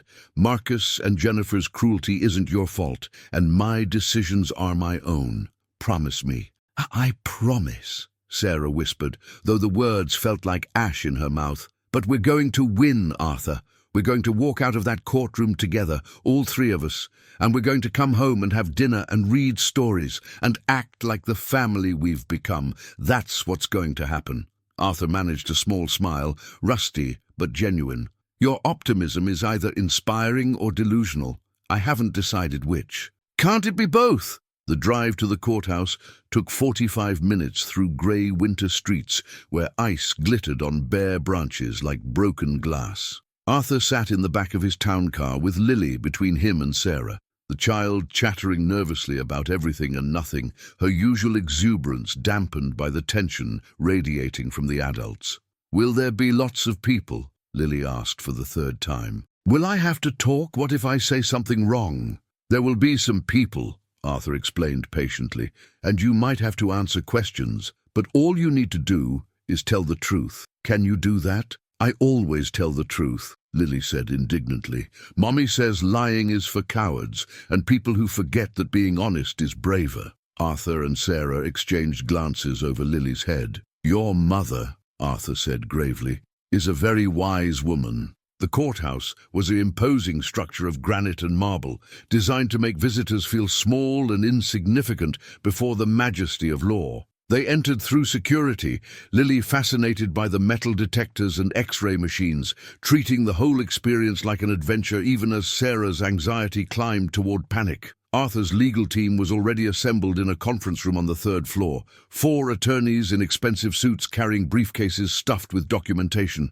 The lead attorney, Richard Blackwell, was a silver-haired man in his 60s with the calm confidence of someone who'd argued thousands of cases and won most of them. Good morning, Blackwell said, shaking Arthur's hand firmly before turning to Sarah. Mrs. Mitchell, and this must be Lily. He crouched down to the child's level with practiced ease. Hello, Lily. My name is Richard. I'm here to help your friend Arthur today. I might ask you some questions later. Is that okay? Lily studied him with her characteristic intensity, apparently conducting her own assessment. Finally, she nodded. Okay, but only if you promise not to use trick questions. My teacher, Mrs. Patterson, used trick questions on tests, and everybody said that wasn't fair. Blackwell's mouth twitched with suppressed amusement. No trick questions. You have my word. They spent the next 30 minutes reviewing strategy.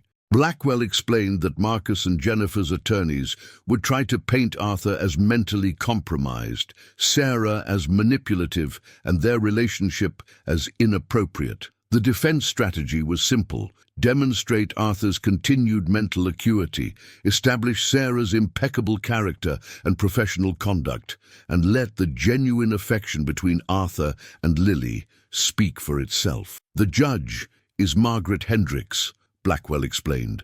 She's been on the bench for 22 years, presided over hundreds of guardianship cases. She's tough but fair, skeptical of both gold diggers and greedy relatives. She'll make her decision based on evidence, not emotion. What are our chances?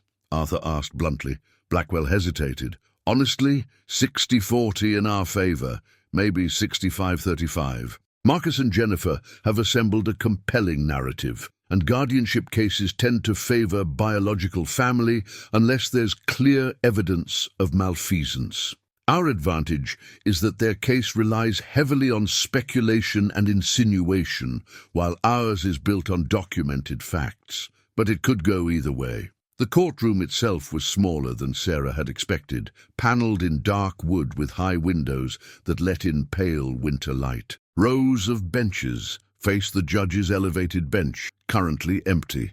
Marcus and Jennifer sat on the left side with their own team of attorneys, their faces carefully arranged into expressions of concerned gravity. Marcus had gained more weight since their last confrontation, his expensive suit struggling to contain his bulk. Jennifer looked harder somehow, her beauty calcified into something sharp and unforgiving. When she saw Arthur enter with Sarah and Lily, her eyes narrowed with undisguised hatred. "Look at this charade," Jennifer muttered to Marcus, just loud enough to carry across the aisle. "Bringing the child like she's evidence. It's shameful." Arthur's jaw tightened, but he said nothing, simply guiding Sarah and Lily to their seats behind the defense table. Lily clutched Mr. Hopscotch tightly, her usual confidence wavering in the face of the courtroom's intimidating formality. "All rise for the Honorable Judge Margaret Hendricks." Everyone stood as the judge entered, a woman in her late 60s with steel-grey hair, sharp eyes behind frameless glasses, and the no-nonsense demeanor of someone who'd heard every lie and excuse imaginable. She settled into her chair, surveyed the courtroom with the practiced assessment of a battlefield general, and nodded to the bailiff. "You may be seated. We're here today for case number GC 2025-0347, Marcus Sterling and Jennifer Sterling, petitioners versus Arthur Sterling, respondent regarding guardianship and conservatorship. Counsel, are you ready to proceed?" Marcus and Jennifer's lead attorney, a sharp-faced woman named Catherine Morrison, rose smoothly. "Yes, Your Honor. The petitioners are ready." Defense. Blackwell stood with unhurried confidence. "Ready, Your Honor." "Very well, Ms. Morrison, you may present your opening statement."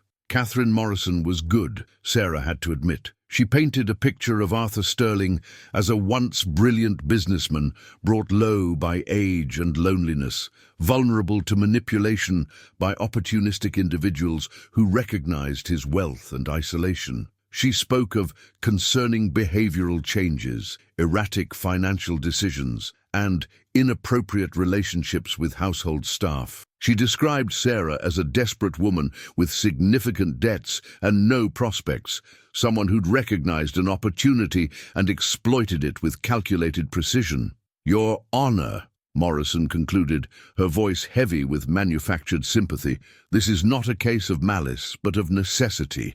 Mr. Sterling needs protection from those who would take advantage of his declining faculties. His son and daughter-in-law, whatever their past disagreements, are his only living relatives. They have his best interest at heart.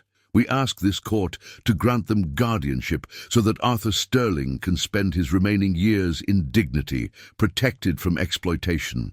The words landed like stones in still water, sending ripples of doubt through the courtroom. Sarah felt sick. Then Blackwell stood, and the temperature in the room seemed to shift. "Your Honor, the petitioners would have you believe that a 72-year-old man who built a multi-million-dollar empire through strategic brilliance has suddenly lost his capacity for rational decision-making. Their evidence? He's made friends. He's found joy. He's chosen to spend time with people who don't stand to inherit his fortune.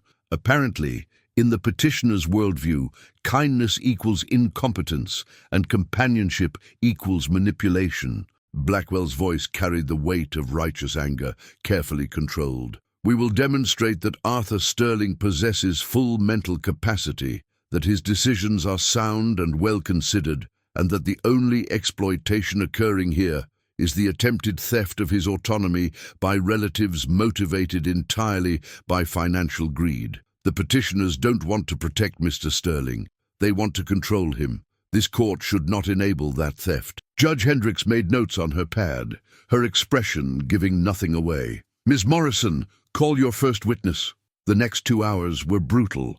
Morrison called a parade of witnesses, designed to paint Arthur as declining and vulnerable. A former business associate who claimed Arthur had become forgetful and paranoid during their last interaction 3 years ago. A doctor who'd treated Arthur for high blood pressure and testified about the cognitive risks associated with aging. A household staff member who'd been fired 5 years earlier and claimed Arthur had become erratic and difficult. Blackwell dismantled each testimony with surgical precision. The business associate had sued Arthur for breach of contract and lost. The doctor admitted he hadn't actually examined Arthur in over 2 years. The fired staff member had been terminated for theft and had obvious credibility issues. But the damage accumulated nonetheless, each witness adding another brushstroke to the picture Morrison was painting of a man whose faculties had eroded beyond recovery. Then Morrison called Marcus Sterling to the stand. Arthur's son walked to the witness box with his head appropriately bowed, the picture of a concerned child burdened by painful duty. He placed his hand on the Bible and swore to tell the truth, and Sarah wondered if the oath meant anything to someone who'd made a career of strategic dishonesty. "Mr. Sterling," Morrison began gently, "I know this is difficult for you. Can you describe your relationship with your father?" Marcus sighed heavily. "It's complicated. We've had our disagreements over the years, certainly, but he's my father. I love him. And watching him decline, watching him become vulnerable to people who don't have his best interests at heart, it's been heartbreaking." "Can you describe specific incidents that caused you concern?" "Many," Marcus said, warming to his role. "The most recent was at Christmas.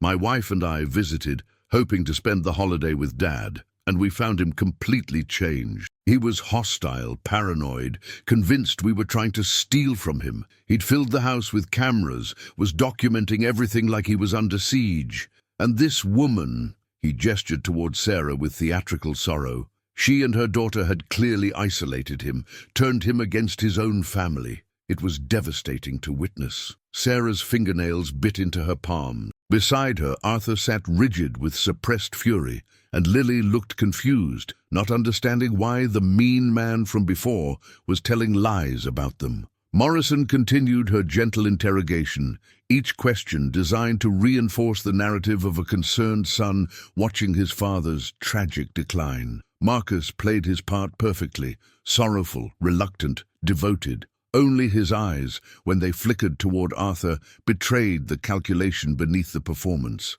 Finally, Blackwell rose for cross-examination. "Mr. Sterling," he began pleasantly, "you testified that you love your father and have his best interests at heart. Is that correct?"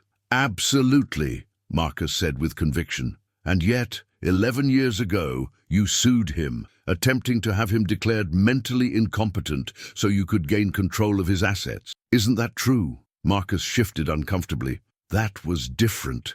We had legitimate concerns about his mental state following my mother's death. Concerns that multiple doctors, psychological evaluations, and a judge all concluded were baseless."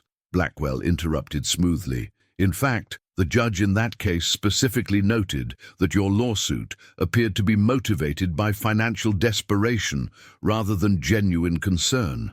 Do you remember that?" "I remember we were trying to help him," Marcus insisted, his face flushing. "Help him? Or help yourself to his money?" Blackwell's tone remained pleasant, almost conversational, but the words landed like hammer blows. "Isn't it true that at the time of that lawsuit, you were over $2 million in debt?"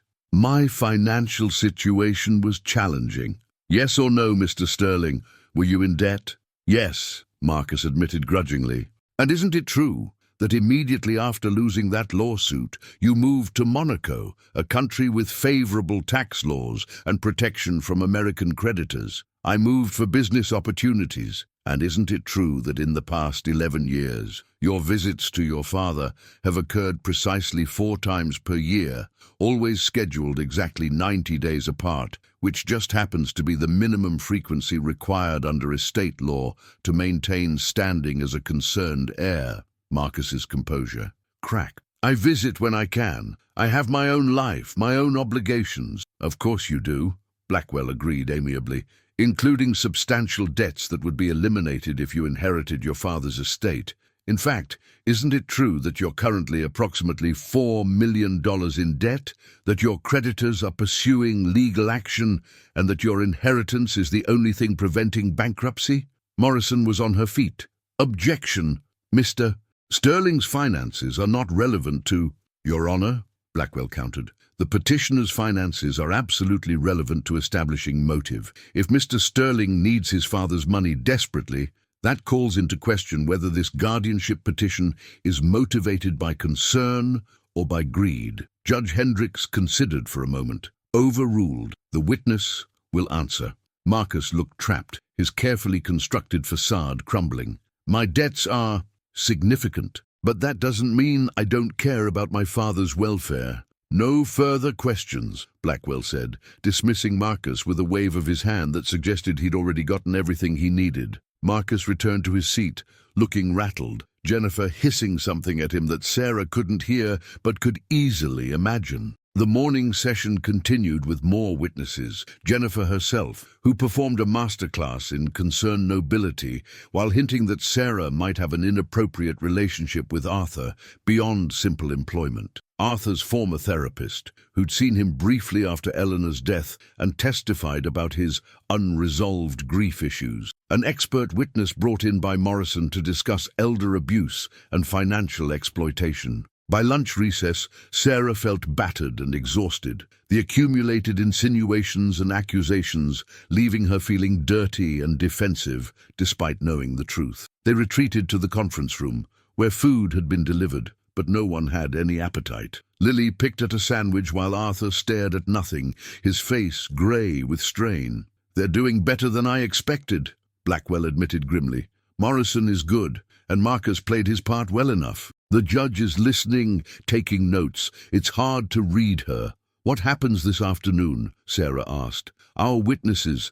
We establish Arthur's mental competency, your professional conduct, the genuine nature of your relationships. Then, if she's willing, we put Lily on the stand. No. Arthur's voice was flat, absolute. I won't put that child through examination. She shouldn't have to defend her friendship to strangers. Arthur, Blackwell said carefully, Lily is our most powerful witness. She's the one who can demonstrate, better than any expert testimony, that your relationship with this family is genuine and appropriate. 5 minutes of honest answers from a 5-year-old carries more weight than hours of adult testimony. I said no. Then we significantly reduce our chances of winning. The adults stared at each other across the table, deadlocked.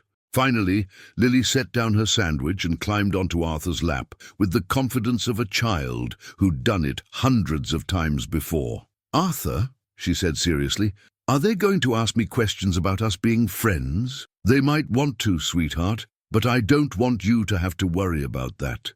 It's not your job to fix grown-up problems. Lily considered this with her characteristic thoughtful expression. But if I don't tell them the truth, they might believe the lies. Right? Possibly, Arthur admitted reluctantly. Then I want to talk to them, Lily decided. Because you're my friend, and friends help each other when things are hard. You read me stories and teach me piano, and you're not scary anymore. And I want to tell them that. Arthur's eyes filled with tears, the first time Sarah had ever seen him cry. He held Lily close, his weathered hands gentle against her small back. You're the bravest person I've ever met, he whispered. But you don't have to. I want to, Lily insisted. I'm not scared of questions. Questions are how you learn things. Blackwell looked at Arthur with raised eyebrows, seeking permission. After a long moment, Arthur nodded, unable to speak. The afternoon session began with Blackwell's witnesses establishing Arthur's mental competency. Recent cognitive testing showing normal function for his age, financial records demonstrating sound decision-making, character witnesses attesting to his continued sharpness. Sarah testified about the nature of her employment, the professional boundaries maintained, the household routines documented meticulously by Mrs. Pemberton. Then, as the winter afternoon light began failing outside the courtroom windows, Blackwell called his final witness. The defense calls Lily Mitchell. A bailiff brought in a booster seat for the witness box. Lily climbed up, her legs swinging freely. Mr. Hopscotch clutched in her arms. She looked impossibly small in the formal courtroom, impossibly vulnerable, but her expression was determined. Judge Hendricks leaned forward, her stern features softening slightly. "Hello, Lily. Do you know why you're here today?" "Yes, ma'am," Lily said politely. "Some people are telling lies about my mommy and Arthur, and I'm here to tell the truth instead." A ripple of suppressed amusement ran through the courtroom. Even Judge Hendricks's mouth twitched. "I see. Well, Mr. Blackwell is going to ask you some questions. You just answer honestly, okay? No one here wants to trick you or make you feel bad." "Okay," Lily agreed. Then after a pause, she added, "But that lady over there," she pointed at Morrison, "asked mean questions before. My mommy said I shouldn't call people mean, but sometimes the truth is mean, right?" Judge Hendricks actually smiled. "Sometimes it is. Go ahead, Mr. Blackwell." Blackwell approached with genuine gentleness. "Lily, how did you first meet Mr. Sterling?" "I found him eating dinner all by himself in this huge, super scary room," Lily explained. "There was this giant table with lots of empty chairs, and he looked really, really sad. So I sat next to him because my daddy used to say that nobody should have to be alone when they're sad." "And what happened then?" "Arthur was grumpy at first," Lily said honestly. "He said children weren't allowed in the dining room, and I was breaking rules. But then I asked him if he was in time out, because that's why kids eat alone at my old school, and he looked surprised, and then less grumpy." "Did your mother tell you to sit with Mr. Sterling? Did she encourage you to talk to him?" "No!" Lily was indignant. "Mommy was really scared. She kept trying to make me leave, but I wanted to stay because Arthur looked like he needed a friend, and I'm really good at being a friend." "And did you become friends?" "Yes," Lily said simply. "We eat breakfast together every day, and we read stories and we play piano even though we're all pretty bad at it. Arthur makes funny voices when he reads, and he remembers which animals are my favorites, and he gave me books and Mr. Theodore. He's a bear I sleep with now, and he's teaching me about different countries because I want to visit everywhere when I grow up." Blackwell smiled. "Does Mr. Sterling ever seem confused or forgetful to you?" Lily scrunched her nose, thinking, "Sometimes he forgets where he put his reading glasses. But so does my mommy, and my teacher, Mrs. Patterson forgot my name for like 3 whole weeks at the beginning of school, so I think grown-ups just forget things sometimes." "Has Mr. Sterling ever done anything that made you feel uncomfortable or scared?" "No," Lily said firmly. "Well, he was scary the first time because he was so grumpy and the house was really dark and quiet, but then he started smiling more, and now he's not scary at all. He's just Arthur." "One more question, Lily. Why do you think you're Mr. Sterling's friend?" Lily looked directly at Arthur, her small face serious and full of wisdom far beyond her years. "Because being someone's friend isn't about what they can give you. It's about making them happy when they're sad, and laughing at their jokes even when they're not that funny, and sitting with them so they don't have to be alone." Arthur was alone for a really long time, and nobody should have to be alone. So now he's not alone anymore, because he has me and Mommy and we have him. The courtroom was absolutely silent. Several people were openly crying, including one of the bailiffs. Even Morrison looked uncomfortable, as if recognizing that her entire case had just been dismantled by 5-year-old honesty. "Thank you, Lily," Blackwell said quietly. "No further questions, Your Honor." Judge Hendricks looked at Morrison. "Cross-examination." Morrison rose, but there was defeat in her posture. Still, she had a job to do. "Lily, Mr. Sterling has given you gifts, hasn't he? Expensive gifts." "He gave me books and stuffed animals," Lily confirmed. "And piano lessons. Are those expensive? I don't know about money stuff." "Has your mother ever asked Mr. Sterling for money?" "No," Lily said, her tone suggesting this was a stupid question. "Mommy says we have to earn our own way, and that asking for things is rude unless you really, really need help. But you do live in Mr. Sterling's house. Your mother works for him." "Yes," Lily said patiently. "That's what jobs are. You work and then people let you live places and give you food. That's how jobs work." Morrison tried several more angles, but each question made her look worse. Finally, she gave up. No further questions. As Lily climbed down from the witness box and returned to Sarah, Judge Hendricks cleared her throat. I've heard enough testimony for today. I'm going to take this matter under advisement. Both parties will be notified of my decision within 72 hours. Court is adjourned." The gavel fell, and everyone stood as the judge exited. Marcus and Jennifer left quickly, Morrison trailing behind them with her briefcase. Arthur, Sarah, Lily, and Blackwell remained in the courtroom, none of them quite sure what to feel. "How did we do?" Arthur asked quietly. Blackwell considered. "Honestly, better than I hoped. Lily was—" He paused, searching for words. "She was perfect, completely genuine, utterly credible. If Judge Hendricks has any heart at all, she couldn't have failed to see the truth. But guardianship cases are complicated. Morrison made some valid points about your age, about the potential for exploitation. The judge has to consider all possibilities, even uncomfortable ones. It genuinely could go either way." They walked to the parking garage in silence, exhausted and drained. Lily had fallen asleep in Arthur's arms, her head resting on his shoulder, trusting and peaceful. Arthur carried her as if she were made of glass, this tiny girl who'd fought a battle she shouldn't have had to fight, who'd defended him with nothing but honesty and love. In the car, Sarah finally let herself cry,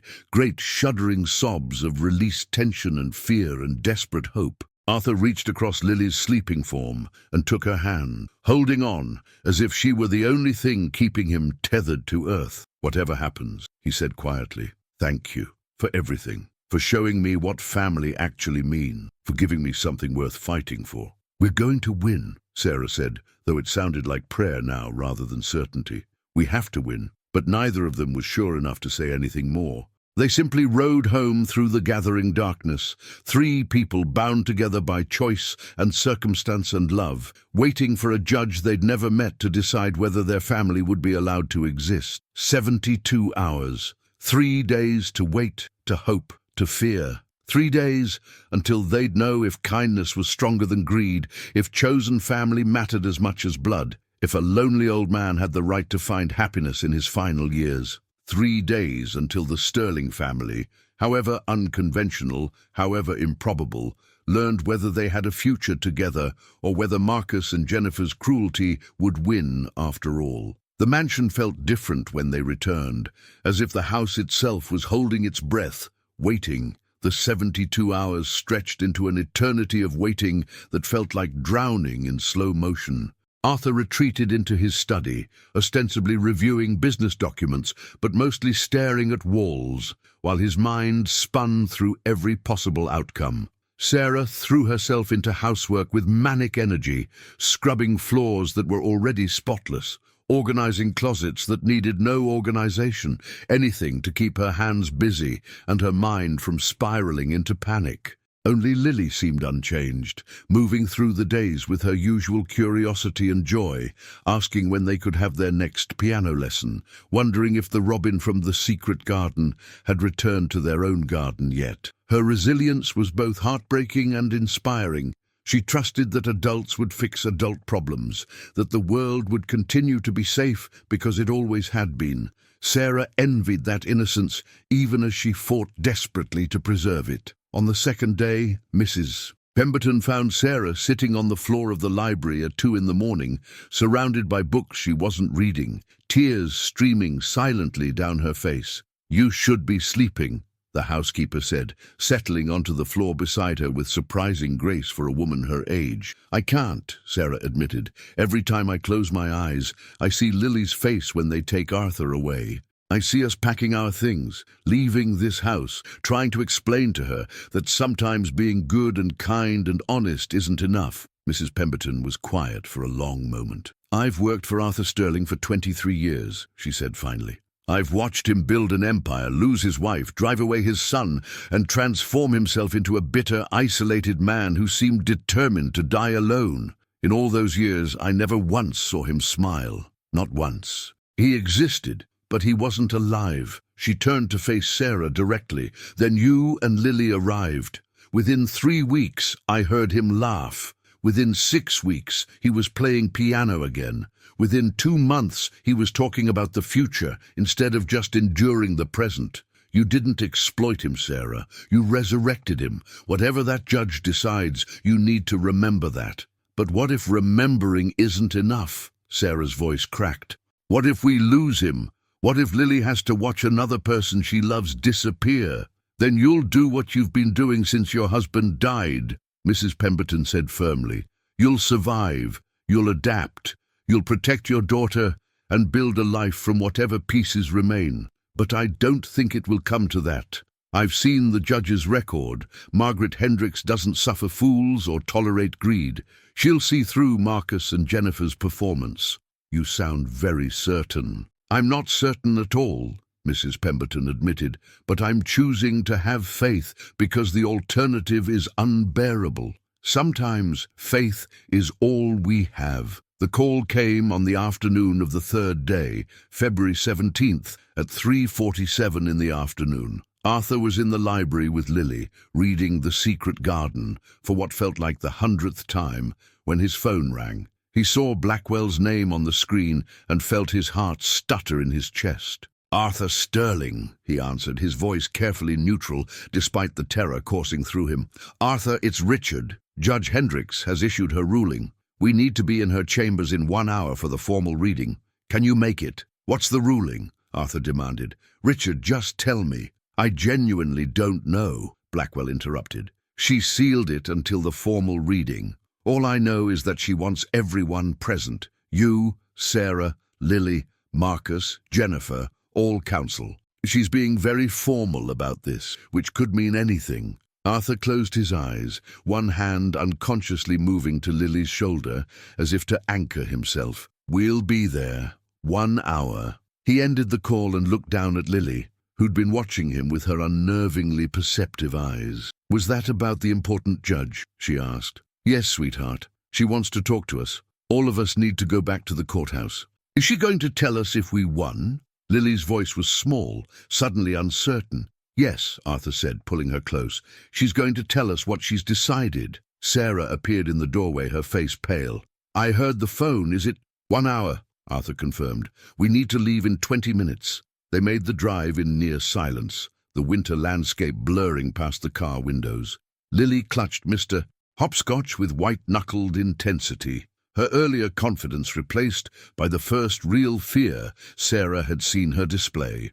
Arthur held Sarah's hand across the seat, both of them drawing strength from the physical connection. The courthouse was less crowded than it had been 3 days earlier, the halls echoing with their footsteps as they made their way to Judge Hendricks's chambers. Marcus and Jennifer were already there, standing apart from their attorneys, their expressions difficult to read, Jennifer's face carefully blank, Marcus looking like a man preparing for either victory or defeat. A clerk ushered them all into a wood-panelled conference room where Judge Hendricks sat behind an imposing desk, reading glasses perched on her nose, a thick folder open before her. She looked up as they entered, her expression giving absolutely nothing away. Please, everyone sit down, she said, gesturing to the chairs arranged in a semicircle facing her desk. I asked you all here because this is an unusual case that deserves more than a simple written ruling delivered by mail. They sat, Arthur, Sarah, and Lily on one side, Marcus, Jennifer, and their attorneys on the other.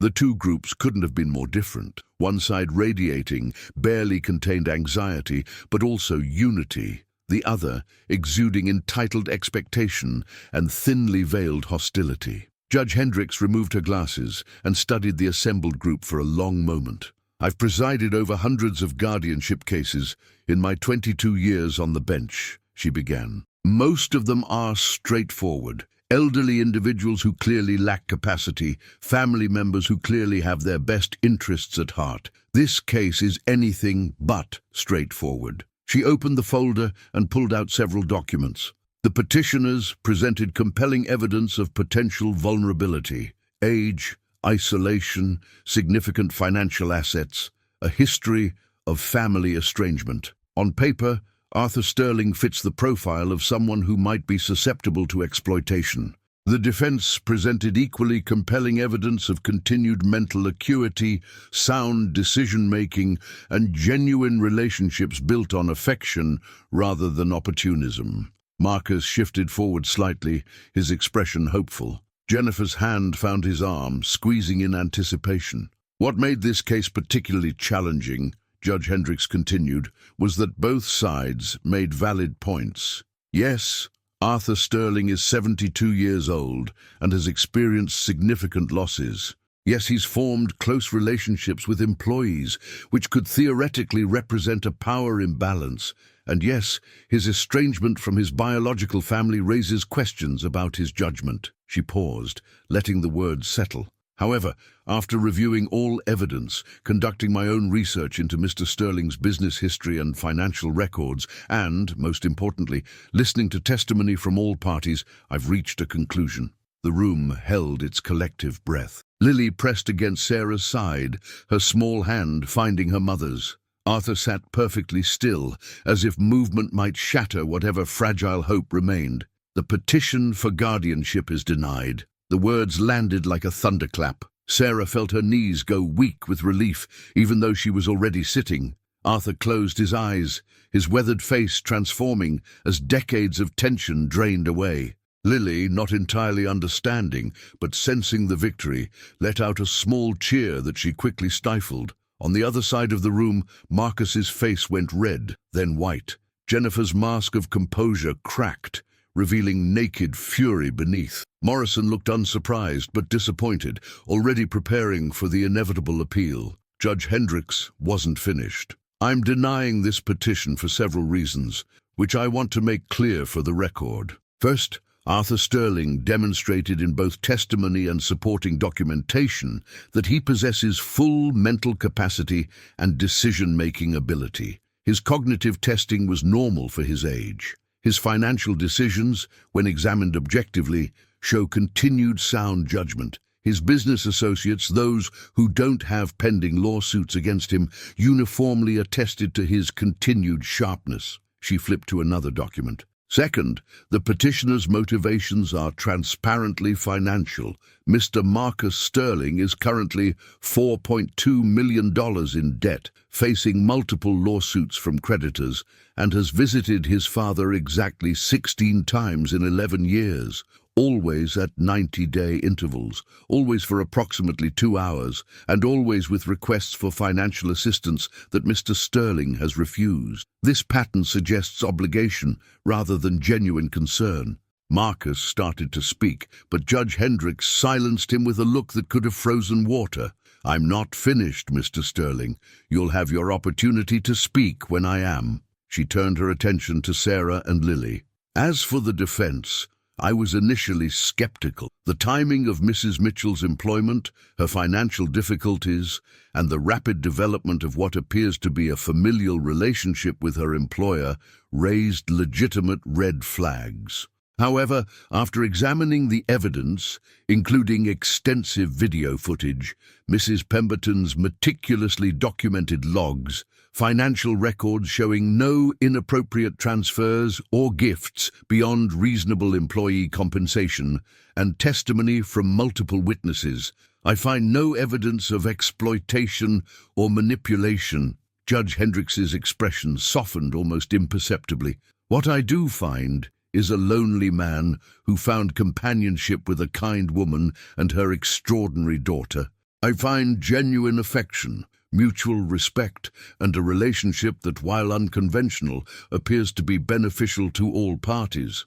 Mr. Sterling is not being taken advantage of. He's making conscious choices about how to spend his time and with whom to spend it. Those are choices he has every right to make. She closed the folder with finality.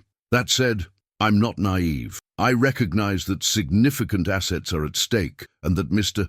Sterling's biological family has concerns, however poorly expressed. Therefore, I'm ordering the following conditions to be met for the next 12 months.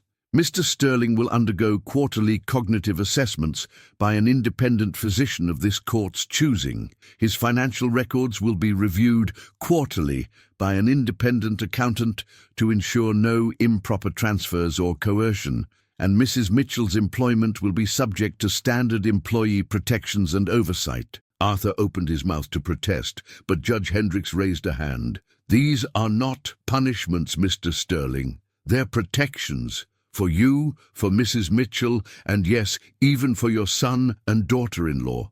If, after 12 months, these assessments show continued capacity and the financial reviews show no impropriety, this matter is permanently closed. The petitioners will be barred from filing additional guardianship petitions without substantial new evidence of incapacity. She looked directly at Marcus and Jennifer. Which brings me to you. I've reviewed the history of your relationship with your father, including the lawsuit you filed 11 years ago that was dismissed with prejudice. I've examined your financial records, your pattern of contact, and your motivations for this petition.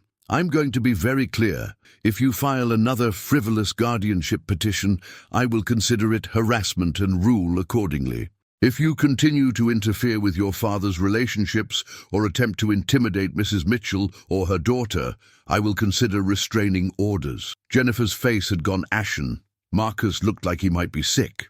However, Judge Hendricks continued, her tone softening slightly, I'm also going to say something that may be unpopular. Mr. Sterling, your son, whatever his flaws, is still your son. Marcus, your father, whatever your disagreements, is still your father.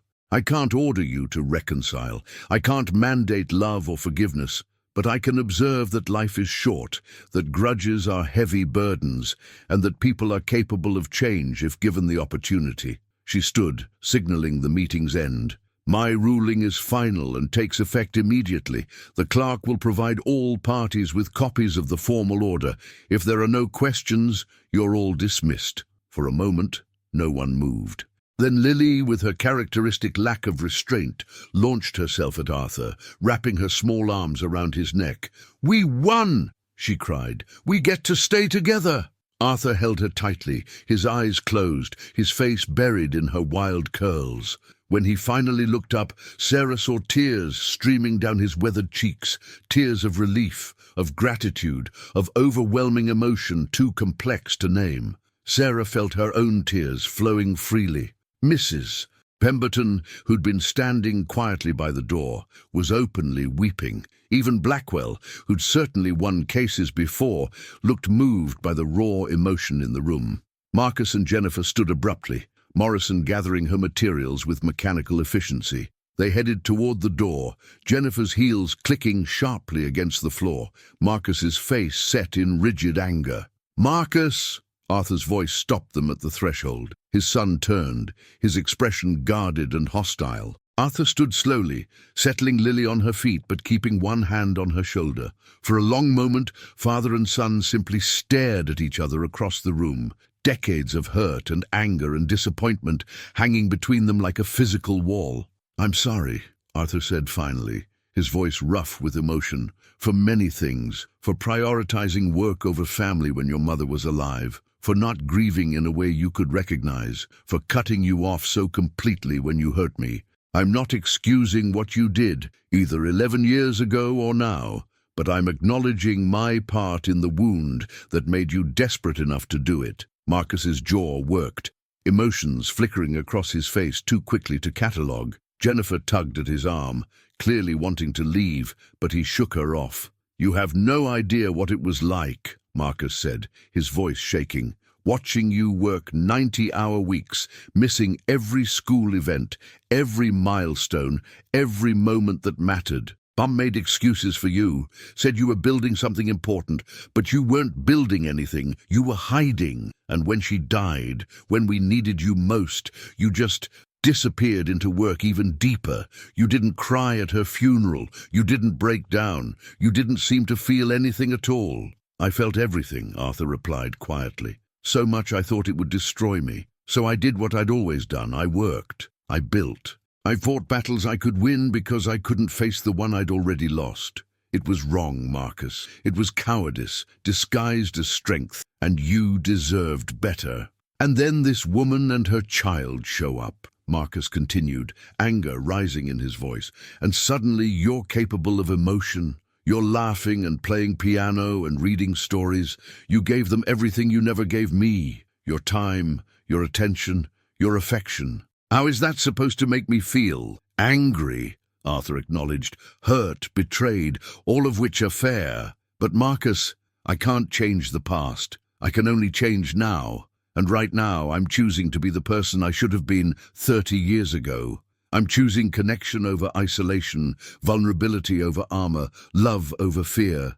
I'm sorry it took so long. I'm sorry you had to watch me fail as a father before learning how to try again. The room was silent except for the ticking of an antique clock on Judge Hendrix's wall. Everyone seemed to be holding their breath, waiting to see if this fragile moment of honesty could bridge a chasm 11 years wide. I needed money, Marcus said finally, his voice broken. That's why I filed the lawsuit then. Why I filed this petition now. I made bad investments, trusted the wrong people, spent money I didn't have trying to maintain a lifestyle I couldn't afford. I'm drowning, Dad. I've been drowning for years.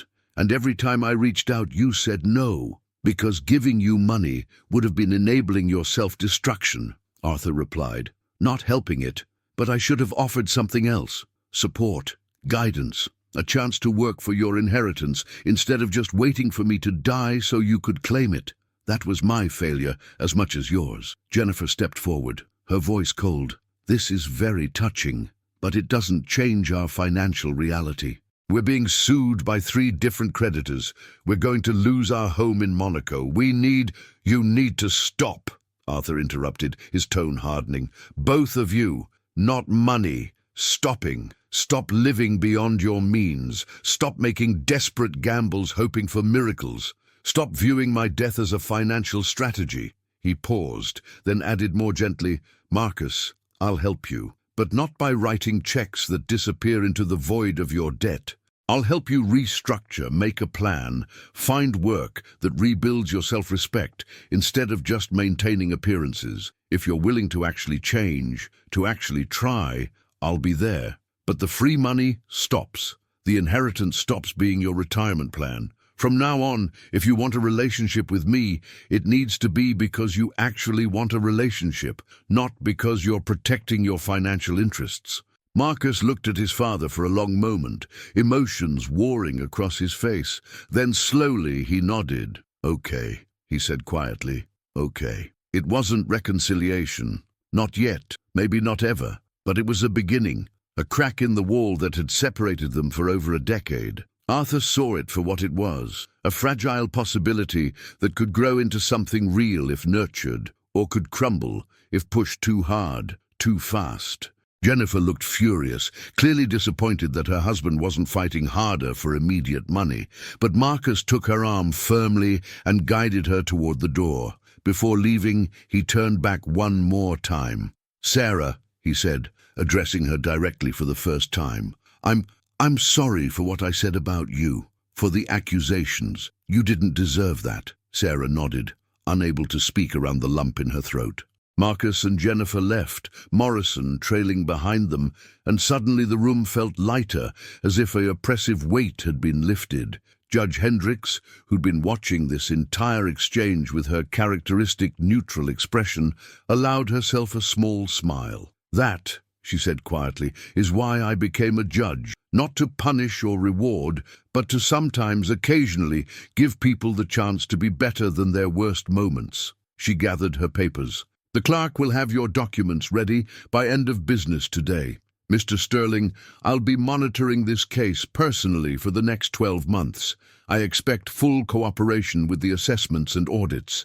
They're not meant to be intrusive, just protective. I understand, Your Honor, Arthur said, and thank you for seeing the truth, for protecting what matters. Don't thank me yet, Judge Hendrix replied with a wry smile. I might be wrong. You might prove to be exactly the senile old fool the petitioners claimed, but I don't think so.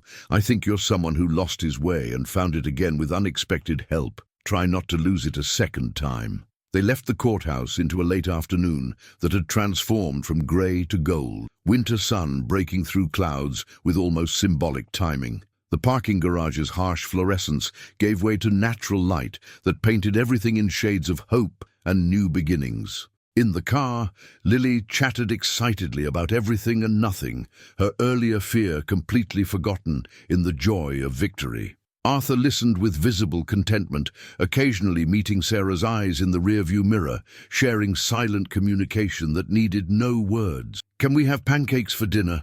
Lily asked as they pulled through the mansion's gates. "To celebrate, Arthur," Can you make your eggs that have shells in them? Those are my favorite because they're crunchy. I thought you said shells were mistakes, Arthur teased gently. They were, Lily explained seriously. But then they became special. That's how mistakes work sometimes. They turn into the best parts if you don't get too sad about them. Sarah felt tears threatening again. Happy tears this time, tears of gratitude for her daughter's wisdom, for Arthur's transformation, for the improbable family they'd built from loneliness and loss, and the courage to try. The mansion, when they entered, felt different than it had that morning. The oppressive tension that had hung over every room for 3 days had evaporated, replaced by something that felt almost like joy.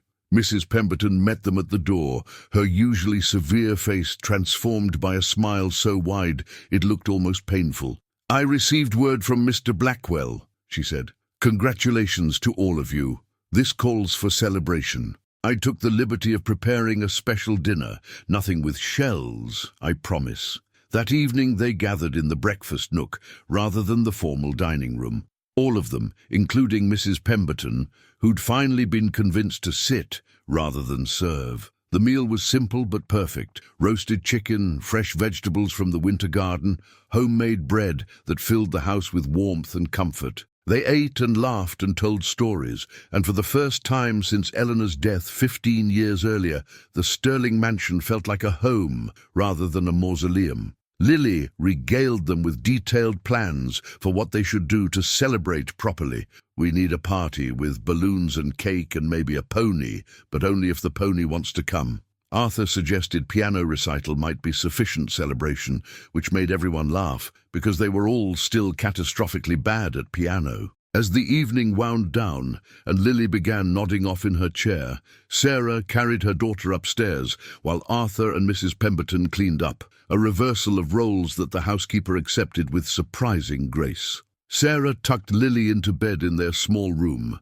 Mr. Hopscotch nestled beside her, a dozen other stuffed animals gifted by Arthur arranged around her like a protective wall of softness. She kissed her daughter's forehead, breathing in the strawberry shampoo smell, feeling overwhelming gratitude for this child who'd saved them both in ways Sarah was still discovering. "Mommy!" Lily's sleepy voice stopped Sarah at the door. "Yes, sweetheart. Are we going to live here forever now, with Arthur?" Sarah considered the question carefully, not wanting to make promises she couldn't keep. "We're going to live here for as long as it makes everyone happy. Arthur is our family now, and families take care of each other." "Good," Lily mumbled, already halfway to sleep. "I like being a family. It's better than being alone." "Yes," Sarah agreed softly. "It's so much better than being alone." She found Arthur on the back terrace, despite the February cold, staring out at the winter dark gardens. He'd wrapped himself in a heavy coat, but hadn't bothered with gloves, his weathered hands wrapped around a mug of tea that steamed in the frigid air. "Shouldn't you be inside?" Sarah asked, settling beside him. "It's freezing out here." "I needed a moment," Arthur admitted, "to process everything, to believe it's actually over." "It's over," Sarah confirmed. "We won.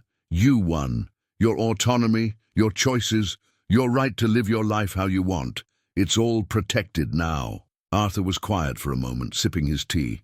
"I saw something today that I haven't seen in over a decade. I saw my son, not the bitter, angry person he's become, but the boy he used to be before I failed him, just for a moment, just a glimpse.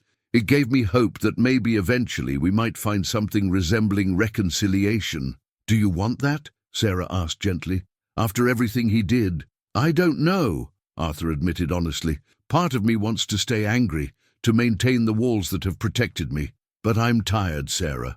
I'm tired of holding grudges, tired of letting past hurts define present possibilities. If Marcus genuinely wants to change, to build something real instead of just waiting for his inheritance, then yes, I'd like to try. Not because I owe him anything, but because holding on to anger has poisoned 11 years of my life. I don't want it to poison whatever years remain."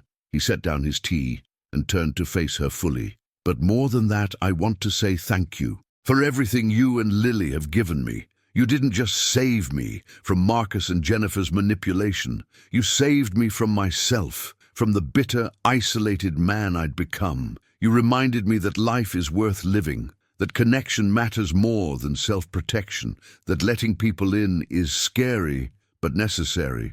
Arthur, let me finish, he interrupted gently, echoing the words he'd spoken months ago during their first real conversation. I'm 72 years old. I've built an empire, lost a wife, driven away a son, and spent over a decade convinced I was better off alone. Then a 5-year-old girl dragged a chair across my dining room floor and asked me if I was in time out, and everything changed. His eyes were bright with tears that he didn't bother hiding. You and Lily are the best thing that's happened to me in 15 years. You're the family I needed, the family I didn't know I was allowed to have. And if Judge Hendrix's ruling means I get to keep you in my life, not as employees but as genuine family, then I don't care about the assessments or audits or any of the conditions. It's worth it. You're worth it. Sarah felt her own tears flowing freely. We're not going anywhere, she promised. You're stuck with us now, me with my chronic anxiety, and Lily with her endless questions, and both of us with our habit of treating your mansion like it's actually a home instead of a museum.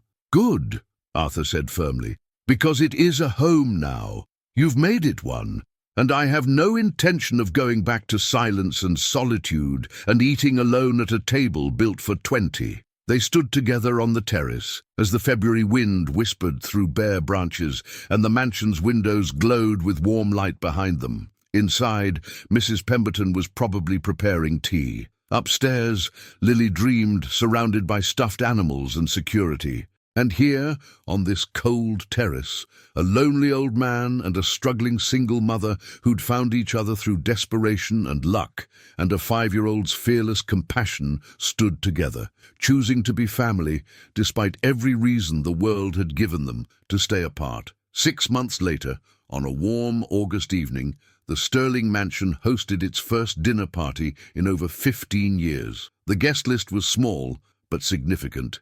Mrs. Pemberton and her sister Rebecca Chen, the piano teacher, Arthur's longtime attorney Richard Blackwell and his wife, and, most surprisingly, Marcus Sterling. Jennifer had filed for divorce in April, unable to accept Marcus's decision to restructure his debt and take a position at Sterling Enterprises, rather than continuing to pursue the lifestyle she demanded. Marcus had moved back to the States, taking a modest apartment and a junior executive position at his father's company, a humbling come-down for a man who'd once demanded control of the entire empire, but also the first honest work he'd done in over a decade. The reconciliation between father and son was gradual, awkward, and genuine. They had weekly dinners, just the two of them, slowly rebuilding trust and learning how to communicate without the buffer of anger or the complication of money. It wasn't easy. Decades of resentment didn't evaporate overnight, but they were trying, and that mattered. Lily, now 6, and having completed kindergarten with flying colors, appointed herself official hostess, greeting guests at the door with the grave courtesy of someone taking her responsibilities very seriously. She'd grown 3 inches, lost a tooth, and developed an obsession with marine biology that had Arthur researching aquarium visits and ocean documentaries. The dinner was held not in the formal dining room, but in the breakfast nook, which had been expanded to accommodate more people, but still retained its cozy intimacy. They ate Mrs. Pemberton's famous roasted chicken, shared stories and laughter, and for a few hours the mansion truly felt like what it had always been meant to be. A home filled with people who chose to be there, who cared about each other, who'd learned that family isn't about blood or obligation, but about showing up day after day, even when it's hard. After dinner, they gathered in the music room for what had become a monthly tradition, the world's worst piano recital.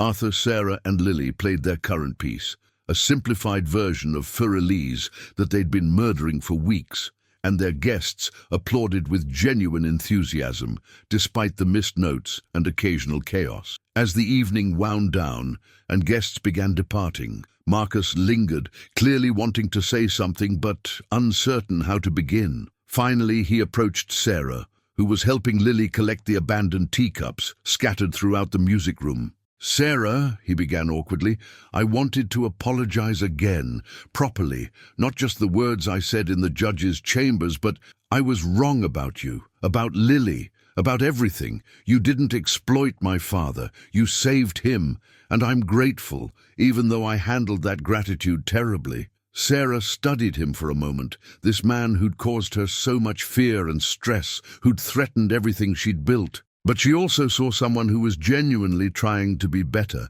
to move beyond his worst impulses. "Thank you," she said simply. "That means a lot." "And Lily," Marcus crouched down to the child's level, "I'm sorry I was mean to you and your mom. You were right. I was letting mean thoughts make me say mean things, but I'm trying to be better now." Lily regarded him with her characteristic intensity, clearly assessing his sincerity. Then she smiled and held out Mr. Hopscotch. "You can hold him if you want. He helps people feel better when they're trying to be good." Marcus accepted the worn rabbit with surprising gentleness, and Sarah saw his eyes grow bright with tears. "Thank you, Lily. That's very kind." As Marcus left, promising to return for next week's dinner with Arthur, Sarah found her employer, no, her family, standing by the piano, his weathered fingers resting on the keys but not playing. "Quite an evening," he observed as she joined him. "Quite a 6 months," Sarah corrected. "You've rebuilt a relationship with your son, passed all your cognitive assessments with flying colors, proven to Judge Hendricks that we're legitimate, and only threatened to fire Mrs. Pemberton twice, which I believe is a record." Arthur smiled, that rusty expression that had become increasingly frequent, increasingly natural. "I've also learned to play 3 songs on the piano, read The Secret Garden, so many times I have it memorized, and discovered that small children ask an average of 400 questions per day." "Closer to 500, Sarah corrected, settling beside him on the piano bench. "But who's counting?" They sat in comfortable silence for a moment, the mansion quiet around them, filled with the peaceful emptiness of a home well-loved rather than the oppressive silence of isolation. "Sarah," Arthur said finally, "I've been thinking about something. The house I gave you, the one 3 miles away, you've never moved into it." "We're comfortable here," Sarah said carefully, unsure where this was going. "The servants' quarters are sufficient, and Lily likes being close to you." "I want you to stay," Arthur interrupted, "not in the servants' quarters. Here. Properly. I want to formally adopt Lily, if you'll allow it. I want to make you both permanent parts of this family, legally and officially. I want to ensure that if something happens to me, you're protected, not just with houses and financial security, but as my actual family." Sarah stared at him, unable to process what she was hearing. "Arthur, we can't ask you to."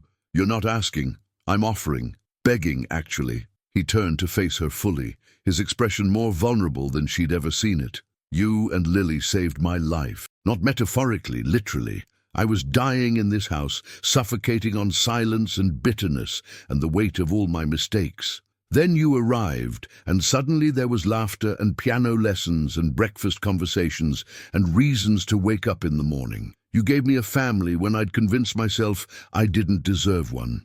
Let me make that family official. Let me be Lily's grandfather-in-law as well as in practice. Let me ensure you're both protected forever, no matter what happens." Tears were streaming down Sarah's face, happy tears that she didn't bother wiping away. "Yes," she whispered. "Yes, of course, yes. Lily would be thrilled. She's been calling you Grandpa Arthur when she thinks I can't hear." Arthur let out a sound between a laugh and a sob, pulling Sarah into a hug that conveyed everything words couldn't. Gratitude, love, family, home.